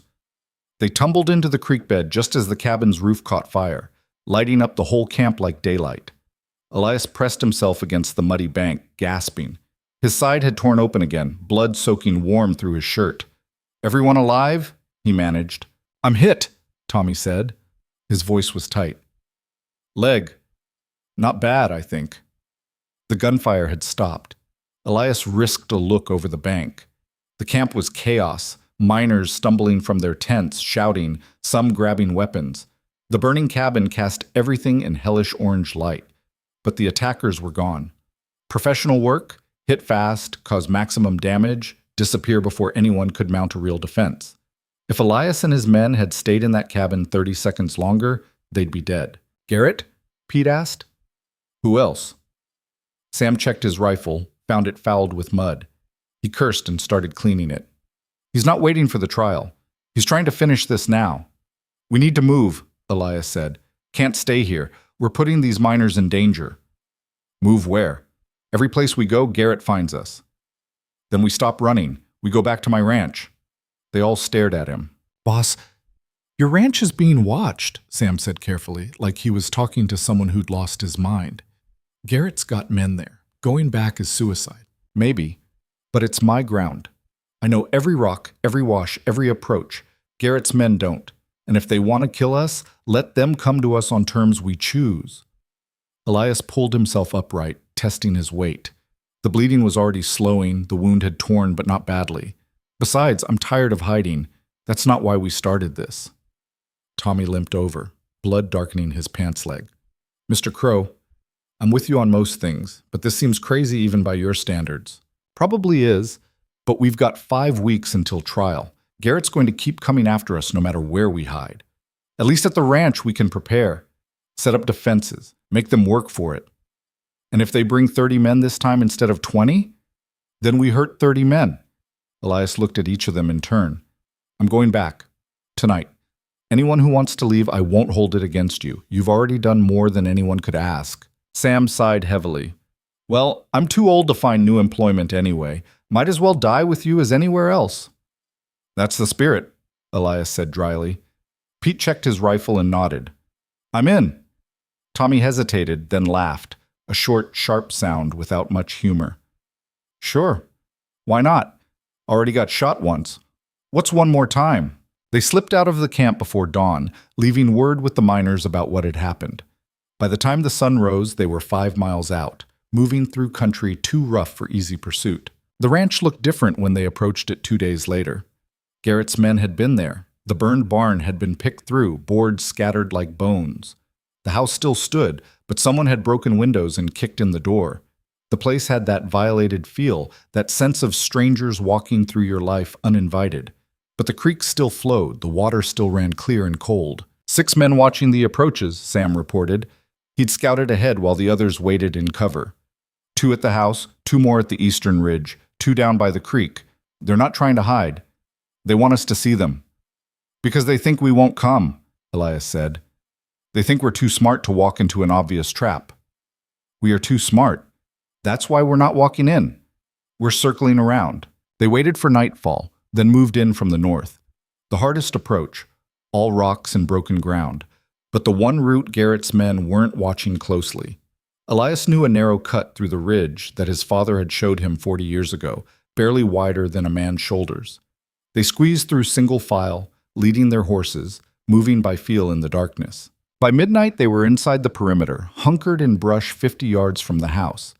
They could see the 2 guards by the door, smoking and talking quietly. Lazy, bored, not expecting trouble. "We take them quiet," Elias whispered. "Sam, you and Pete circle left. Tommy and I go right, on my signal." It almost worked. Sam and Pete got their man down without a sound. Sam's hand over the mouth, Pete's knife quick and efficient. But Tommy stumbled on loose rock and his guard spun around, going for his gun. Tommy tackled him, and they went down hard, grappling in the dirt. The guard got his gun out. Tommy grabbed the wrist, fighting for control. The gun went off, impossibly loud in the night silence. Elias was already moving. He crossed the distance in a limping run and brought his rifle butt down on the guard's head. Once, twice. The man went limp. "Alarm's up," Sam said unnecessarily.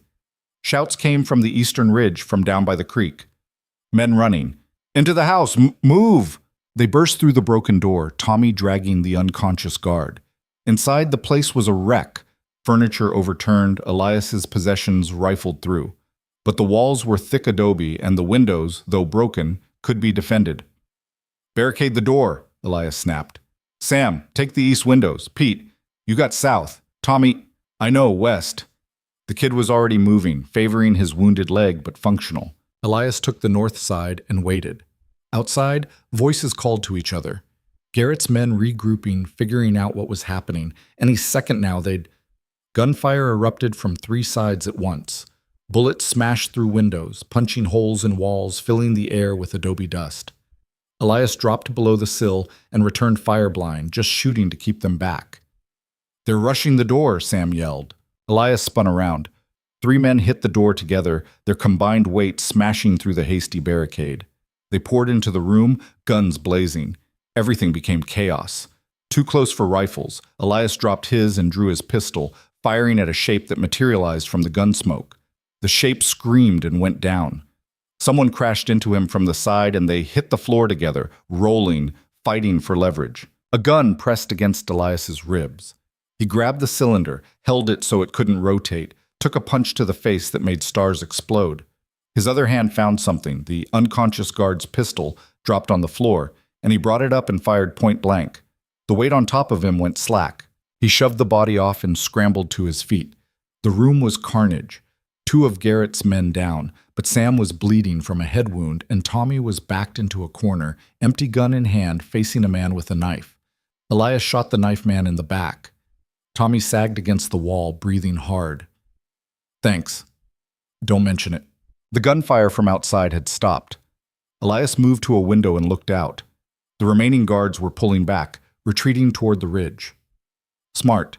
They'd lost half their number in less than 2 minutes. No sense dying for wages. "Let them go," Elias said when Sam raised his rifle. "We made our point." Sam lowered the weapon slowly, blood running down his face from a gash above his eye. "Your point is going to get us killed."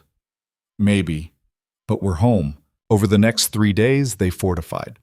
Not like before. This time they had time to do it right. They reinforced the house walls with timbers from the ruined barn, cut proper firing ports, stockpiled ammunition and water, set up positions in the rocks around the house where a single defender could cover multiple approaches. Catherine Mills showed up on the 4th day, riding in with Friedrich and 3 other ranchers from the area. She took one look at the setup and shook her head. "You're insane. You know that?" "I've been told," Elias said. Garrett's going to come back, probably with an army. Let him come. She studied him for a long moment. You're not trying to win anymore, are you? You're just trying to make it hurt. I'm trying to survive until the trial. If that means hurting them along the way, so be it. Catherine opened her briefcase and pulled out papers. Speaking of the trial, we need to talk. I've been digging into Southwest Development Corporation's claims. The water rights situation is more complicated than Garrett let on. They spread the documents on what remained of Elias's kitchen table. Catherine walked him through it. Arcane legal language about prior appropriation doctrine, federal railway acts, territorial water law.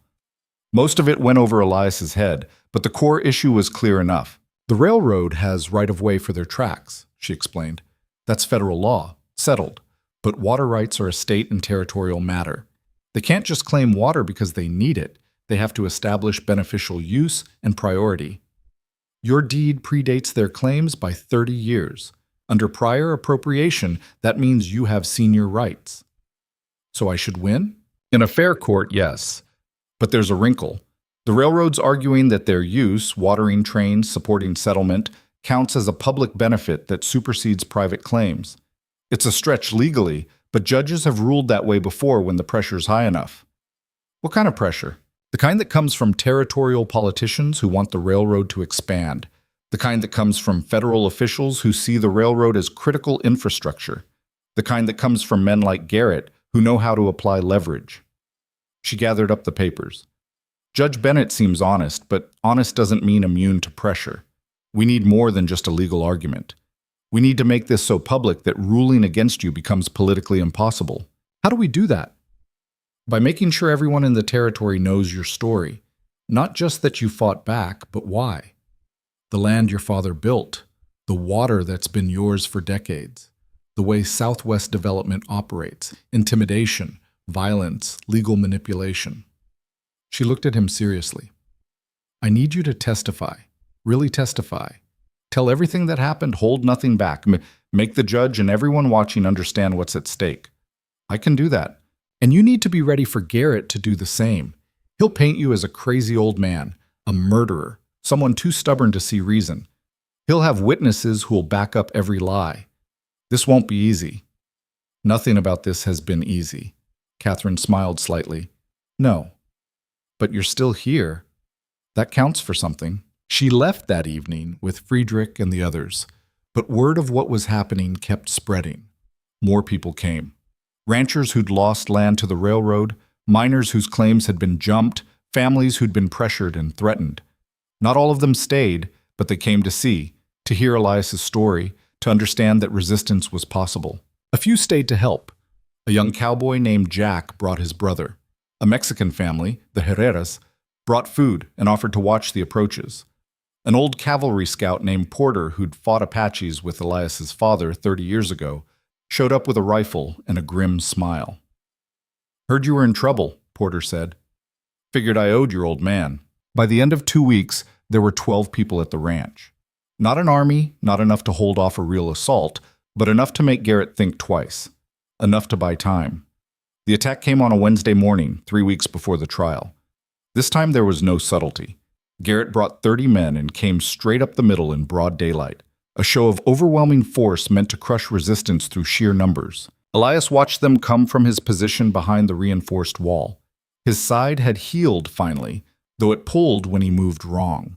His knee was acting up in the cold morning air. He was tired, worn down by weeks of fighting and running and fighting again, but his hands were steady on the rifle. Here they come, Sam said unnecessarily. He was at the next firing port, dried blood still visible in his hair from the earlier fight. 35 by my count. We've faced worse odds. No, we haven't. We've never faced odds this bad. Elias smiled despite everything. Then I guess we're about to find out what happens. The riders came within 200 yards and stopped. Garrett rode forward alone. Bold or stupid, Elias couldn't decide which. The man sat his horse calmly, hands visible, no weapon drawn. Crowe, he shouted, this is your last chance. Walk away now or we're coming through. Elias stepped out from behind the wall, rifle cradled in his arms. Behind him, he could feel Sam tensing, ready to pull him back if shooting started. I'm done walking away, he called back, This is my land. You want it, you'll have to kill me for it. That can be arranged. Then do it. But know this, every man you lose here is going to be news. There's witnesses in town, people who know what's happening. You might kill us, but the whole territory is going to know how you did it. Garrett's face darkened. You think that matters? You think anyone cares about one old rancher? I think enough people care that you'll have trouble sleeping afterward.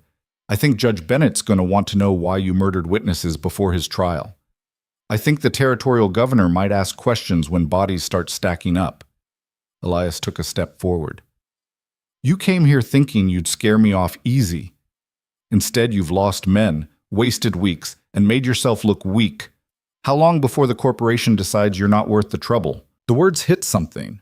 Elias saw it in Garrett's posture, the way his jaw tightened.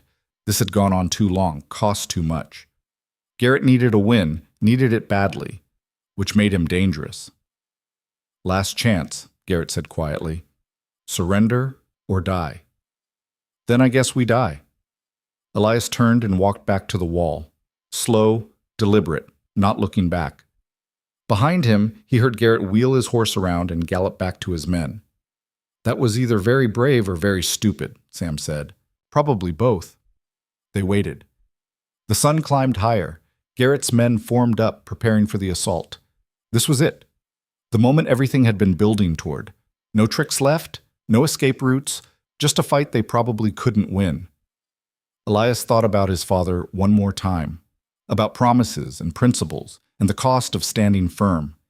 He thought about running. There was still time. They could slip out the back again, disappear into the desert, but he'd run far enough. Garrett raised his hand to signal the charge.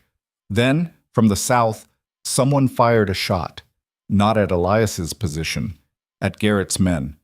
The shot came from the ridge overlooking the approach, and it was followed by another, then a dozen more.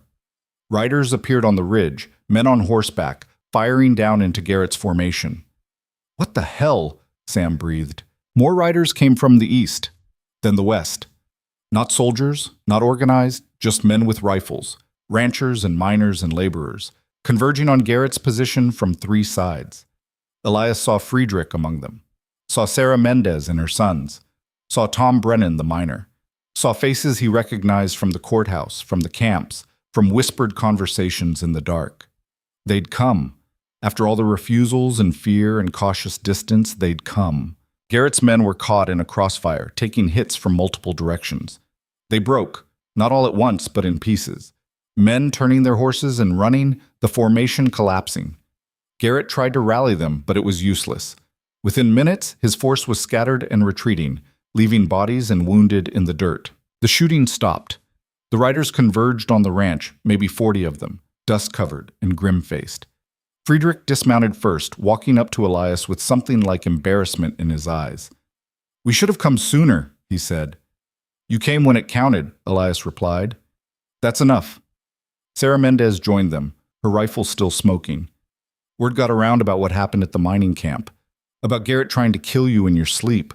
People got tired of being afraid, or tired of watching one old man do all the fighting, Tom Brennan added. Seemed like maybe we should help. Elias looked at them. These people who'd been too scared to stand before, who'd watched from the sidelines while he bled. He wanted to be angry about that, wanted to throw their lateness in their faces. But they were here now. That had to mean something. "Thank you," he said simply. They stayed through the afternoon, helping treat the wounded, burying the dead. Garrett had lost 8 men, with more hurt badly enough they wouldn't fight again. The cost was adding up, the math turning impossible. As evening fell, Catherine Mills rode in with news. Judge Bennett moved the trial up. It starts in 3 days. He says the violence is getting out of control and he wants to settle this before more people die. 3 days? Sam said. That's not enough time to prepare. It's enough, Elias said. He felt empty, hollowed out, like he'd used up everything he had just staying alive this long. It has to be. That night, sitting on his porch with the stars coming out overhead, Elias let himself feel the weight of it, the exhaustion, the pain, the accumulated cost of standing firm. Sam sat down beside him, 2 cups of whiskey in hand. He passed one to Elias. "You did it," Sam said. "You made them care, made them fight." "We'll see if it matters." "It already matters. Win or lose in that courtroom, you changed something here. Showed people they don't have to just accept what powerful men decide. Sam sipped his whiskey. That's worth something. Is it worth the men who died? The people who got hurt? That's not on you. That's on Garrett and the corporation. You just refuse to roll over. Elias drank, the whiskey burning warm. 3 days until we find out if refusing was enough. Whatever happens, we stood up. That's more than most people can say. They sat in silence, two old men who'd survived too many fights, watching the desert night settle in around them. Somewhere out there, Garrett was regrouping, planning his next move. In 3 days, they'd face each other again. Not with guns this time, but with words and lawyers and the weight of law. Elias didn't know if that fight would be any easier, but he knew he'd show up for it, same as he'd shown up for everything else. Not because he was brave or special or chosen by anything greater than circumstance. Simply because walking away had never been an option he could live with. The trial was coming, the final reckoning. And whatever happened, at least he'd know he'd seen it through to the end. The courthouse steps were packed by the time Elias arrived on the morning of the trial. People lined the street 3 deep. Ranchers in their Sunday clothes, miners still carrying the dust of their work, families who'd traveled from distant parts of the territory. Some held signs. Others just stood silent, watching. Elias dismounted slowly, his knees stiff from the cold morning ride. Sam and Tommy flanked him, both armed despite Catherine's advice that guns in a courtroom looked bad. Neither man was willing to take chances, not after everything. Quite a crowd, Sam muttered. Good, Elias said. Let them watch. They pushed through toward the doors. People reached out to touch his shoulder, his arm, murmuring words of support or encouragement. Others glared with open hostility. The territory had split down the middle on this. Those who saw Elias as a hero standing against tyranny, and those who saw him as a troublemaker threatening progress and profit. Sheriff Dutton stood at the courthouse entrance, looking nervous. His eyes darted over the crowd, calculating odds he clearly didn't like. No weapons inside, he said as Elias approached. Then you better take Garrett's men's guns too. That's different. No, it's not. Either this is a fair trial or it's an execution. Which one is it, Sheriff? Dutton's jaw worked. Behind Elias, the crowd pressed closer, listening. Finally, the sheriff stepped aside. Just don't start anything. I'm not the one who starts things. The courtroom was already full. Garrett sat at the prosecution table with 2 expensive lawyers from Santa Fe, looking calm and confident. His remaining men filled the front rows, hard-eyed and watching. On the other side, Catherine Mills had set up at the defense table, papers spread in neat stacks, everything organized and professional. Elias made his way to sit beside her. She looked up and smiled tightly. Ready? As I'll ever be. Remember what we talked about. Answer the questions I ask, don't volunteer information, and whatever you do, don't lose your temper. Garrett's lawyers are going to try to provoke you. I've been provoked before. Not like this. These men are professionals at making people look bad. Judge Bennett entered before Elias could respond. Everyone stood. The judge took his seat and surveyed the packed courtroom with an expression Elias couldn't quite read. Part annoyance, part resignation, like a man who knew he was about to step into something messy and unavoidable. All right, Bennett said. Let's get started. This is a preliminary hearing to determine whether criminal charges should proceed against Elias Crowe for the deaths of 4 men employed by Southwest Development Corporation. Mr. Garrett, your opening statement. One of Garrett's lawyers stood, a thin man named Morrison, with silver hair and a voice like silk. Your Honor, this is a simple case. The defendant, Elias Crowe, was offered fair compensation for his property. He refused. When representatives of Southwest Development arrived to serve legal papers, Mr. Crowe opened fire without warning or justification. 4 men died. Several others were wounded. This was not self-defense.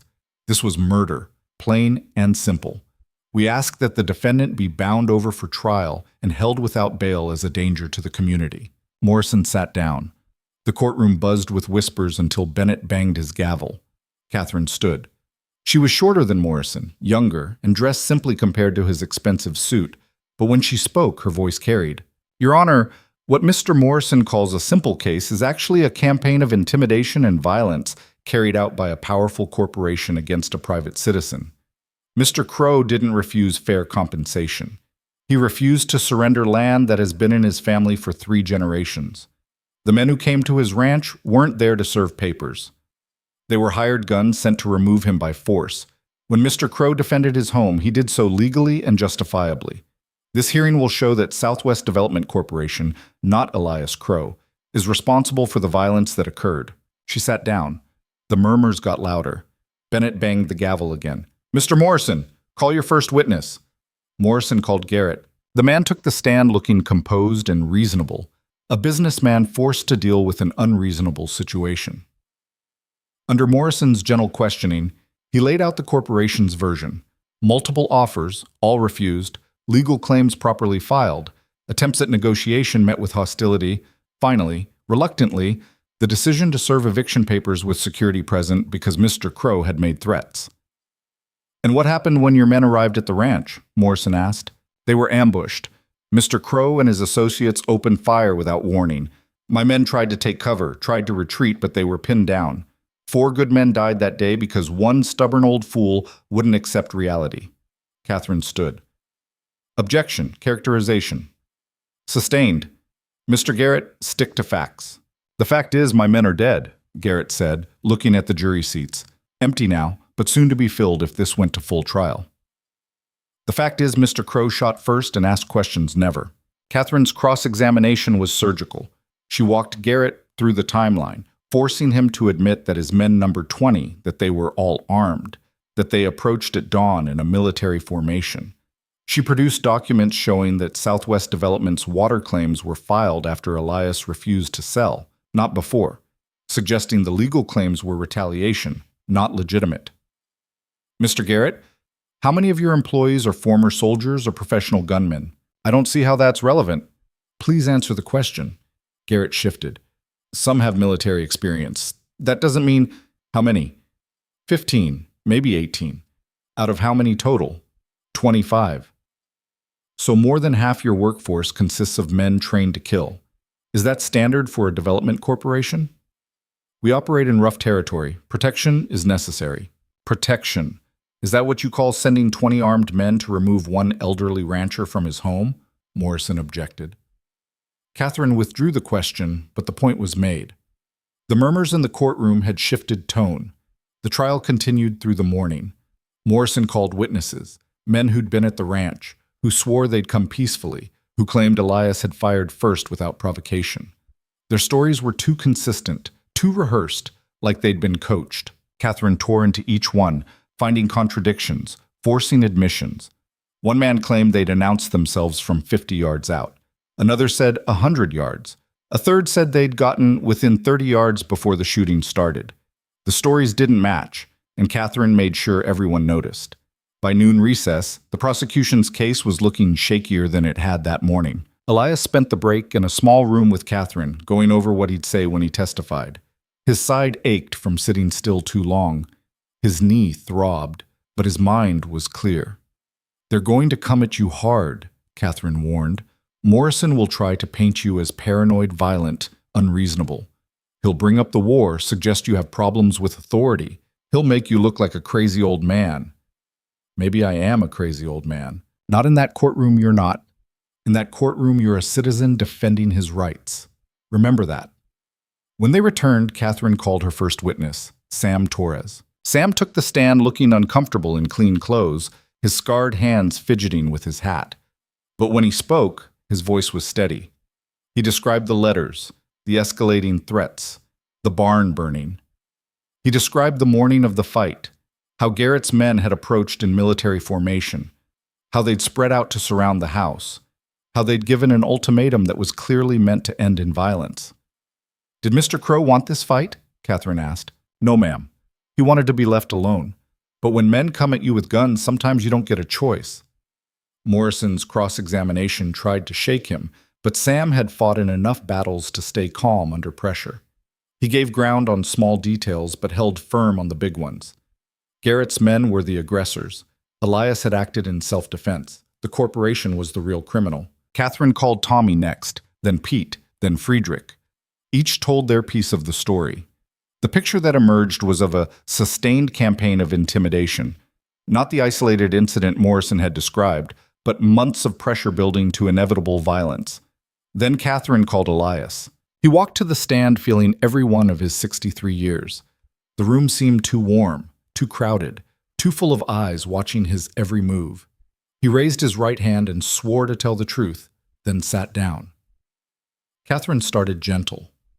Where he was born, how long he'd owned the ranch, his father's history with the land. Basic facts that established him as a real person with real roots, not just an obstacle to progress. Mr. Crowe, when did you first hear from Southwest Development Corporation? April. Got a letter offering to buy the ranch. And what did you think of that offer? Thought it was insulting. They were offering half what the land was worth, and that's not counting what it means to my family. Did you respond? I ignored it. Figured they'd get the message. But they didn't stop with one letter? No, ma'am. They kept coming. Letters got less friendly each time. Then they sent lawyers with threats. Then they burned my barn.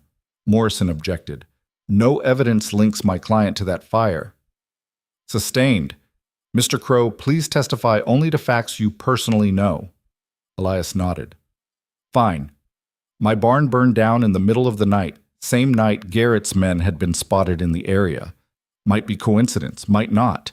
Catherine walked him through it all. The pressure, the fear, the preparation, the fight itself. Elias kept his voice level, stating facts without embellishment.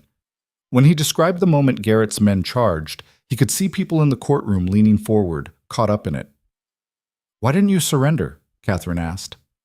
When Mr. Garrett offered you one last chance to leave peacefully, why did you refuse? Elias thought about that.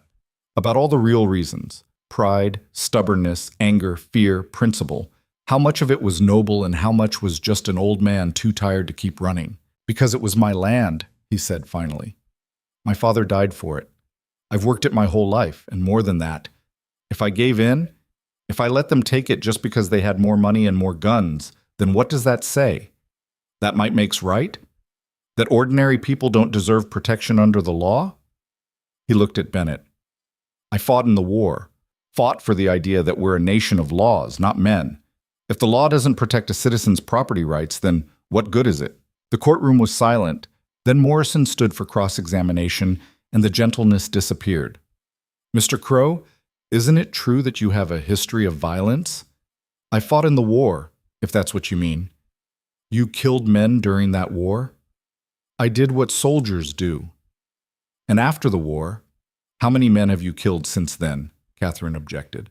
Relevance, Your Honor? I'm establishing a pattern, Morrison said. The defendant has a history of resolving conflicts with violence. Bennett considered. I'll allow it, but get to the point, Mr. Morrison. Mr. Crowe? Elias met his eyes. I've killed 3 men since the war. 2 were trying to steal my cattle. 1 was trying to kill me in a bar fight.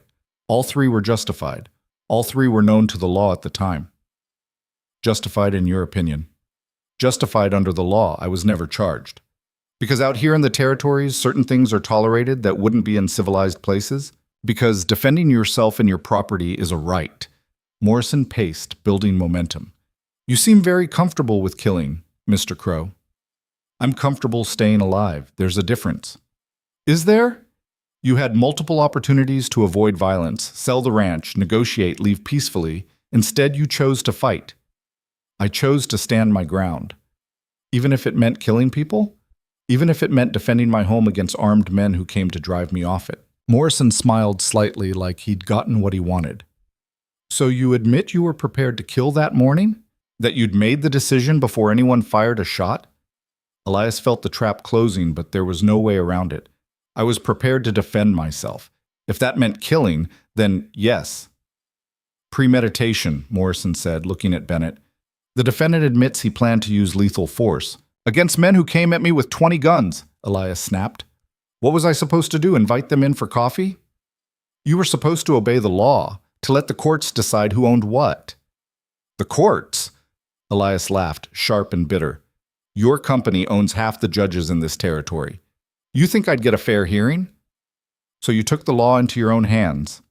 I defended my rights when no one else would. Even if innocent men died?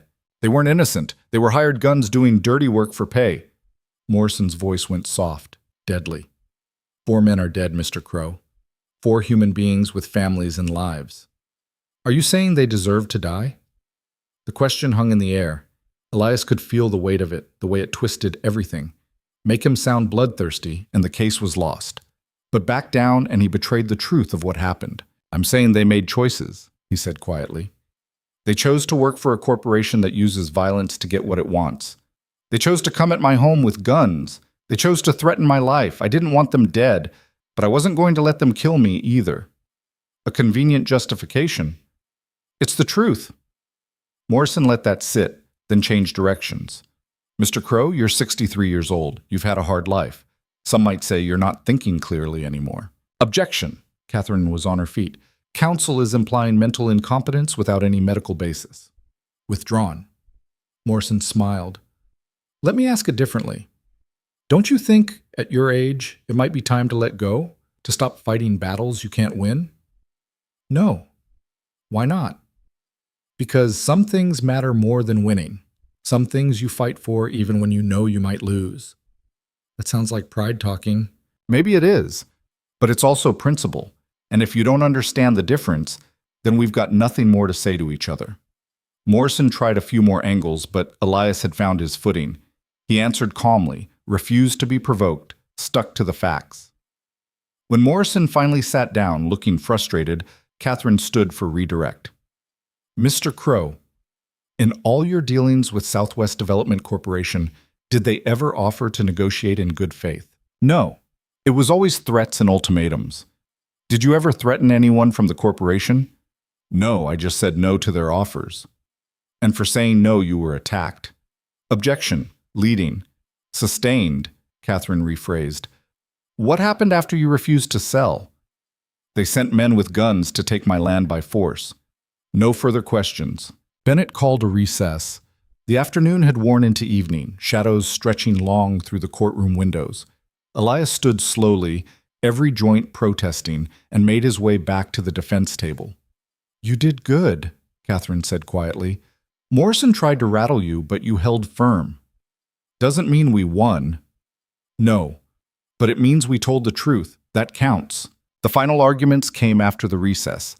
Morrison painted Elias as a violent relic unwilling to accept progress, a man whose stubbornness had led to unnecessary deaths.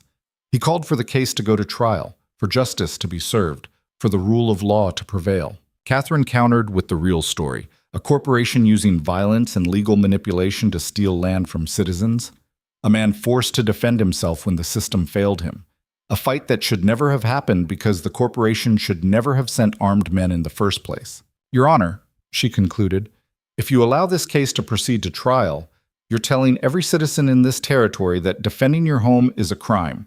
You're saying that corporations can do whatever they want as long as they have more money and more guns than you do. That's not justice. That's tyranny with a legal stamp. Bennett dismissed them. I'll review the testimony and issue a ruling tomorrow morning. Court is adjourned. The crowd filed out slowly, talking in low voices. Elias made it to the courthouse steps and stood there, breathing the cool evening air, trying to process what had just happened. It was over, or this part of it was. Now came the waiting. You hungry? Sam asked. Not really. You should eat anyway. It's going to be a long night. They found a small cantina away from the main plaza. The owner was a woman who'd lost her husband to a railroad work accident years before. She served them without comment, eyes sympathetic. Elias picked at his food, appetite gone, mind replaying the trial over and over. You think we won? Tommy asked. I think we told the truth, Elias said. Whether that's enough, we'll find out tomorrow. They slept in a rented room above a stable, taking shifts watching the door. Old habits died hard. But the night passed without incident, and when dawn came gray and cold, they made their way back to the courthouse. The crowd was even bigger than before. Word had spread. The judge was ruling today. People wanted to see how it ended. Bennett took his seat precisely at 9. The courtroom fell silent. I've reviewed the testimony, he said. This is a complicated case with credible arguments on both sides. However, after considering all the evidence, I'm making the following ruling. Elias held his breath. The criminal charges against Elias Crowe are dismissed. The evidence does not support a finding of murder or unlawful killing. Mr. Crowe acted in defense of his property and person, against a force that, by all accounts, approached with overwhelming numbers and armed intent. While the deaths are tragic, they resulted from Southwest Development Corporation's decision to use force rather than pursue proper legal channels. The courtroom erupted. Some people cheered, others shouted in protest. Bennett banged his gavel until order returned. However, he continued, that's not the end of this matter. The water rights claims remain in dispute. Southwest Development has filed proper legal claims under the Railway Acts. Mr. Crowe's prior appropriation rights are also valid. These competing claims need to be resolved, but through civil proceedings, not violence. He turned to Garrett. Mr. Garrett, your corporation has engaged in tactics that, while perhaps not technically illegal, violate the spirit of law and order in this territory. I'm issuing an injunction against any further attempts to remove Mr. Crowe from his property by force. The water rights will be adjudicated through proper channels. If I hear of any more violence connected to this case, I will hold your company in contempt and request federal intervention. Am I clear? Garrett's face was stone. Yes, Your Honor. Mr. Crowe, you're free to return to your ranch, but you will also refrain from violence. If Southwest Development pursues their claims through legal means, you will respond through legal means. No more gunfights. Understood? Yes, sir. Bennett looked at both of them. Gentlemen, you've turned this territory into a war zone. People have died. Families have been destroyed, all over water and land that will outlast all of us. I suggest you both take some time to consider whether winning is worth what it's cost. He banged the gavel one final time. This hearing is concluded. People surged forward as soon as Bennett left the bench. Some wanted to shake Elias's hand, others to spit curses at him. Sheriff Dutton and his deputies formed a wedge, pushing through the crowd, getting Elias and his people outside. On the courthouse steps, in the morning light, Elias stood and looked out at the territory. It looked the same as it had yesterday, as it had for all his life. But something had shifted. Something had changed. You did it, Catherine said. She looked exhausted but satisfied. You actually did it. Did what? The water rights are still contested. The corporation's still out there. But you're still standing. You forced them to acknowledge you, to fight you in court instead of in the dark. You changed the rules. She smiled. That's a victory, even if it doesn't feel like one. Garrett appeared, flanked by his lawyers. He walked past without a word, but his eyes met Elias's for a long moment. There was calculation in that gaze. The war wasn't over, just moved to different ground. Over the next weeks, things slowly returned to something like normal. Elias went back to his ranch. The house needed repairs, the fence needed mending, and cattle needed tending. The ordinary work of living, but people came by regularly now. Ranchers wanting to talk about their own disputes with the railroad, miners seeking advice, families who just wanted to shake the hand of the man who'd stood up. Elias didn't think of himself as any kind of hero. He'd done what needed doing, nothing more. But something about his fight had resonated, had shown people that resistance was possible. The water rights case dragged through the courts for 2 years. Catherine argued brilliantly. Southwest Development fought hard. And in the end, Judge Bennett ruled that Elias had senior rights to the creek water, but the railroad could access it under certain limited conditions. Neither side got everything they wanted, which Catherine said was probably the definition of a fair ruling. Southwest Development Corporation withdrew from the territory 6 months after that. The cost of fighting had gotten too high, the publicity too damaging. They sold their claims to a smaller company that worked with local ranchers instead of against them. Garrett disappeared. Some said he went to California, others that he'd been quietly removed by the corporation for failing to deliver results. Elias never found out and didn't much care. Sam stayed on at the ranch, working and complaining about his aching back in equal measure. Tommy married a girl from town and started his own small spread nearby. Pete recovered fully and became foreman when Sam finally retired 5 years later. Maria kept the house running and made sure Elias ate regularly and didn't kill himself with stubbornness. Friedrich and the others who'd ridden to help that last day became regular visitors. They'd formed something in the fighting, not friendship exactly, but mutual respect. The knowledge that they'd stood together when it mattered. Time passed the way it does. Seasons turned. Elias got older, moved slower, but kept working. The ranch remained his, the creek flowed clear and cold, and the land his father had defended stayed in the family. 7 years after the trial, on a cold morning in late autumn, Elias woke with his chest tight and his breath short. He knew what it meant. He'd seen enough death to recognize it coming. He didn't call for help. Instead, he got dressed slowly, pulling on his oldest clothes, and walked out to the porch. The sun was just rising, painting the desert in shades of gold and red. Beautiful. It had always been beautiful, even when it was trying to kill him. Sam found him there an hour later, sitting peacefully with a faint smile on his weathered face. Gone quietly, as he'd lived loudly. They buried him next to his father under the cottonwood tree. Half the territory showed up for the funeral, ranchers and miners and families who'd heard the story, who'd been inspired by it, who wanted to pay respects to a man who'd shown them that standing firm mattered. Catherine Mills gave the eulogy. She talked about courage and principle, about how one person's refusal to yield could change the landscape. She talked about the ongoing fights against corporate power, how the battle Elias had fought was still being fought in courts and homesteads across the territory. Elias Crowe was not a perfect man, she concluded. He was stubborn, sometimes unreasonable, and his choices cost lives. But he showed us something important, that ordinary people have power if they're willing to use it. That saying no to injustice matters, even when the odds are impossible. That sometimes standing your ground changes the ground itself. In his will, Elias left the ranch to Tommy and Pete jointly, with the condition that they maintain the water access for anyone who needed it. He left money to Sam and Maria, not much, but enough to make their last years comfortable. And he left a letter. Sam read it aloud at the gathering after the funeral, his voice cracking slightly. I don't know if what I did was right. I hurt people, got people killed, caused pain to families who probably didn't deserve it. The men who worked for Garrett, they weren't all bad. Some were just trying to feed their families, same as me. I carry that weight. But I also know this. If I hadn't stood up, Garrett would still be running people off their land. The corporation would still be doing whatever it wanted without consequence. Maybe my fight didn't stop them everywhere, but it stopped them here. It showed people that resistance is possible. I guess what I'm saying is, choices matter. Not just the big dramatic ones, but the small daily ones. The decision to say no when everyone expects you to say yes.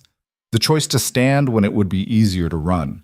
The refusal to accept that might makes right. I was an old man fighting a losing battle against progress. That's how people saw it. But I wasn't fighting progress.